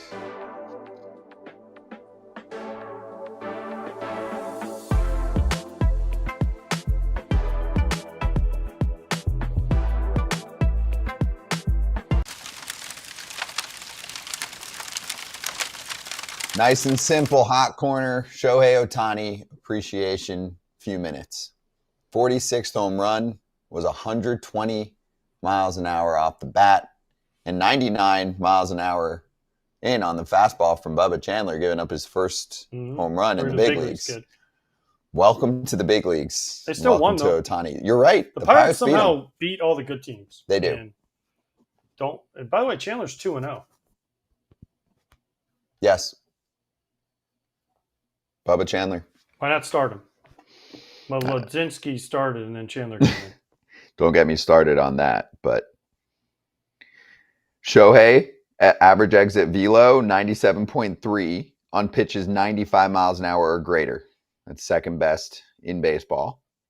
His slugging percentage is .617 on pitches 95 miles an hour or greater. That is best in the National League. The dude handles velo. He's a machine. I just want to give him some appreciation. Especially in Nitro Zone. Down in is a bad spot to throw in. Yeah. The hole to Ohtani is away from what I've seen. You kind of got to get it up and away. But down and away breakers, right? Change ups. Yeah, left on left breakers, of course. Yeah. But don't go down and in. Bubba Chandler, he didn't mean to throw it there. Right. And it got deposited. But why? Okay, so Bubba Chandler, we've gone into this, but if he's throwing 4 you can't get over this. Start him? Why don't we just start him in the game? Why not just start him in the game? The Dodgers would do that. They did that with Shohei Ohtani, who was building his way up. Nice pitching tonight. Right. Now he is trying to be a 5, maybe even 6 inning guy heading into the playoffs, which would be great for Dodgers fans. But what did they do when they were working Ohtani back? They started him. Here's an inning. Here's 2 innings, etc. Not a fair comparison. Why? What did the Cubs do with Cade Horton? Because Ohtani has to start so he can stay in the game as DH. So not a fair comparison. Fine. But Kratz, what did the Cubs do with Cade Horton? They threw him to the wolves, except for his first start. We didn't want to pitch against Mets first inning. They let him start. If he's going to be a starter, let him start. Not even if he's going to be. I don't care what he's going to be. Make the transition easy. The exact reasoning was to ease him into the big leagues, to ease him into Major League Baseball. He has done the exact same thing his entire career. Start. Let him start in the big leagues. That's the easiest way. To me, this is somebody who never played, never got a big league debut, making this decision, in my opinion. I don't know if you can remember your debut, AJ, But if they said, hey, you know what? You're starting tomorrow, AJ. Congratulations. Welcome to the big leagues. You're playing left. There would be a little bit more nerves. I'm just saying. He's warming up in the middle of the game, and I know they're giving him a runway, easy, clean innings. No way he's sitting down in the bullpen going, this feels just like the minor leagues. I got this. No problem. No, he's in the bullpen like, what if I long toss? What if the ball that I throw goes out into the field? They're not setting him up for success, in my opinion. Yeah, it's a loser move by a loser organization right now. It's just simply put. As the kids say, they're doing too much. Just don't do too much. Just let them go. 1 minute left in this segment. Shohei Ohtani, another MVP. Yeah, it's hard to argue with him in the National League. Who else is there? Nobody for me. Oh, no. Is there anybody else? I don't think it's close this year. Who? There's nobody in that league that's close. Schwarber would be the next closest to me. Schwarber's fun. It's a fun thing to talk about, but he's to me, he's the closest, Schwarber. I mean, can't you make a case that Trey Turner's having a better season than Schwarber? He's been one of the best defensive shortstops in the game this year. He's the complete package. Hits, I guess. Scoring runs, setting the table, the whole deal. No, Kratz? If you're looking for all around. Schwarber could end up with a 120 RBI. I mean, 55 dingers, 58 dingers. Like he could do some really special things to get votes. Is Turner having a better year? Nobody's more valuable than what Schwarber's on that team, in my opinion. Okay. It doesn't even matter. Ohtani's going to win it. I don't think it's close right now. This is the pitching. Because he does both. Exactly. And he's been doing both, for half the season now. All right, FT fam, be right back for a fun slap.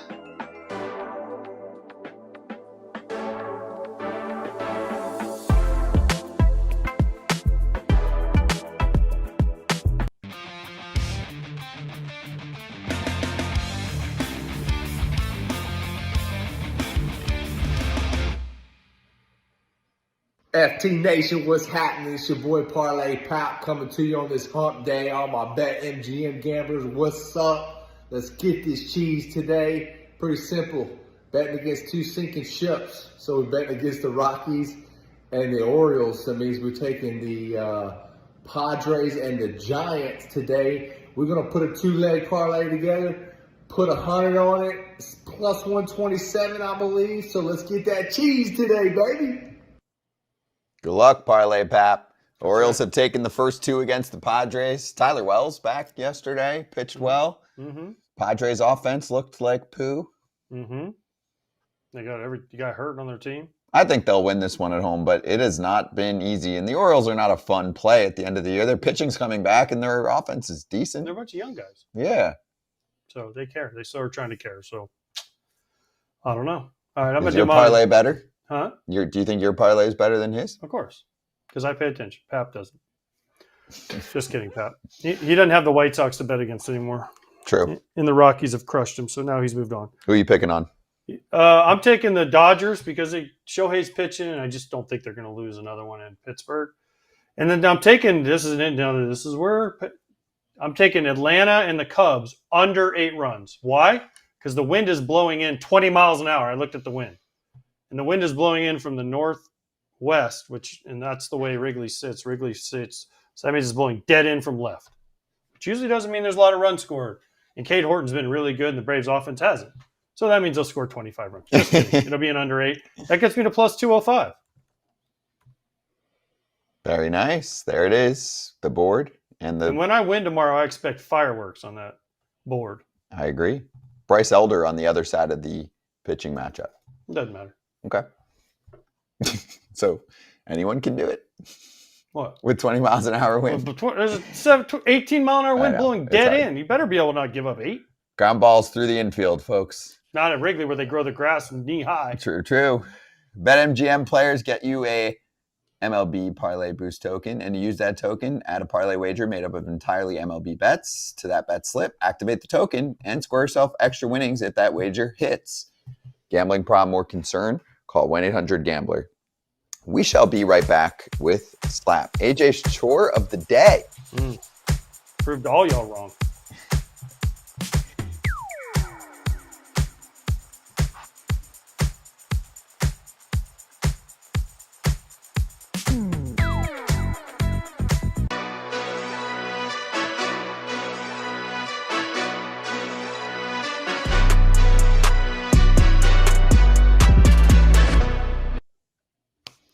May Day. Trevor May has some things to say today. One of the spicier nights of the year in baseball. And Trevor is back for his May Day show. Catch it on the Foul Territory YouTube channel. And then that eventually goes into hour number 2 on Trevor's YouTube channel. Nice and simple. Join us. It's right after this show. We'll stay on after Slap if you're watching on YouTube. Now for the chores. Oh, yeah. I'm up here on the roof. Foul Territory didn't believe me, but here I am up on my roof. You see my roof? And then you can see all the dead wasps. And we're only about halfway done up here, so there's a lot of them. But there's some more over there. We're working on it. We'll get it done. FT didn't believe me, but here we go. That's not you. That's a stunt double. No, I crawled out the That's not window. you. Y'all should have seen me trying to figure this out. I had to crawl out the window because I didn't have a ladder high enough to get on the roof. So I had to climb out the window like a burglar. And my wife was freaking out. She's like, "You're gonna fall." I'm like, "I'm more dead to you than True. alive." So you What's the life insurance number? I wonder why the tiles were all wet. Right? So I climbed out the window, climbed up there, and then I ran out of wasp spray, so I had to get her to bring me some more. Right? And there was like 12 to 14 wasp nests up there. They could have killed you too. I'm not scared of them. So I went from spiders to wasps. If they get should you, I start doing this every day? Like I got if you have enough chores to do, I got a lot of chores. Never home, you get a lot of chores. you got to keep things It exciting. was well though. worth it. It was fun. It's fun. People seem to like it. Have you ever climbed your roof, Kratz? Yeah, my wife has the same exact reaction. Get off of there. I had squirrels underneath my solar panels. I had to get them out of there. Unfortunately, there was baby squirrels in there. Really felt bad about it. Oh.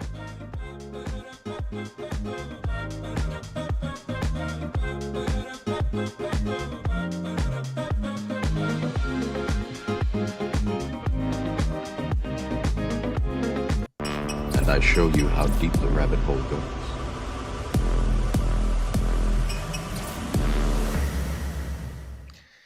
Number 40 for Junior Caminero. This is Day to Dish powered by Inside Edge. So Inside Edge says that Junior Caminero has a hard hit rate of 68% against pitchers who have thrown at least 80 pitches in a game this season, second best in the American League. Junior hit ball hard, bat 40 speed and 100. king. No one's even talking about it. Nobody is talking 40 about and it. 100. Is he rookie? Is he a rookie? No. Oh, that stinks. They called it. He got 46 days last year. Stupid Rays. Not a rookie. Let's see, how many games do we think he logged last year? I wonder if this translates over to next year. Like, it seems like he's not just picking on guys that are throwing softer once they hit their 80 pitches. He's seen these guys. He's still young in the league. Now he goes back and sees them again. Second time he gets to face a guy. Be interested. Maybe there's an uptick. 40 plus home runs for next year. 100. He's got a month to go still. Yeah. His defense has gotten much better over the course of the year, too. I mean, he is really doing it. On base percentage, if you want to look at something, I mean, 299, but he's a slugger. 40 and 100. He's driving in runs. Crazy number. I'll take the 299 for It's 40 and 304, 100. actually. I messed up. Last year was 299, 304. Still, yes, Still, you'll take it. I'll take 40 and 100. Agreed. So he had 177 plate appearances last year, and technically he got called up in 23 for 7 games, 36 plate appearances. But I guess last year, and I think it's 45 days, I want to say, not games. So then he probably exhausted it, but not by much last year. Damn. Rays, you could have gotten yourself a pick, but good for them. They called him up, they let him do his thing, and now he gets a full year here this year. And you should hand that man an extension if he wants one. That's the guy. He got too expensive. Not too late. It's not too late. They just the cleared Rays 18 might be a little million jaded, by the way. because of the Wander situation. You can't just not sign it. I think that it just has to be post-sale. They're not going to do anything until the sale is complete. then they can explore that. If and when. If and when is true too. Kratz hats, what do you have for us today? Just really the most random hat I could have picked up. I like it. Guardians. Great logo. Fell short this year. Great logo. You don't like it? I feel like it has like an 80s, 90s video game. I think they did a good job. I mean, I really like the Indians logo, but I think they did a good job for what they had. Yeah, for what they were working with. Yeah, true. Great. Do you like the name Guardians? Not really. No, I don't either. I remember when they announced that, I was like, that's what we're going with? You had a chance to do whatever you want? They should have done the Steamers or the Spiders. Yeah. It's a cute story behind the whole Guardians thing, right? The bridge, whatever, but I don't know. How many kids are actually looking that up? None. Kids don't look up anything anymore. Cleveland Guardians of the Galaxies. Do people even know how to write? And they took it from a roller derby team. That's true.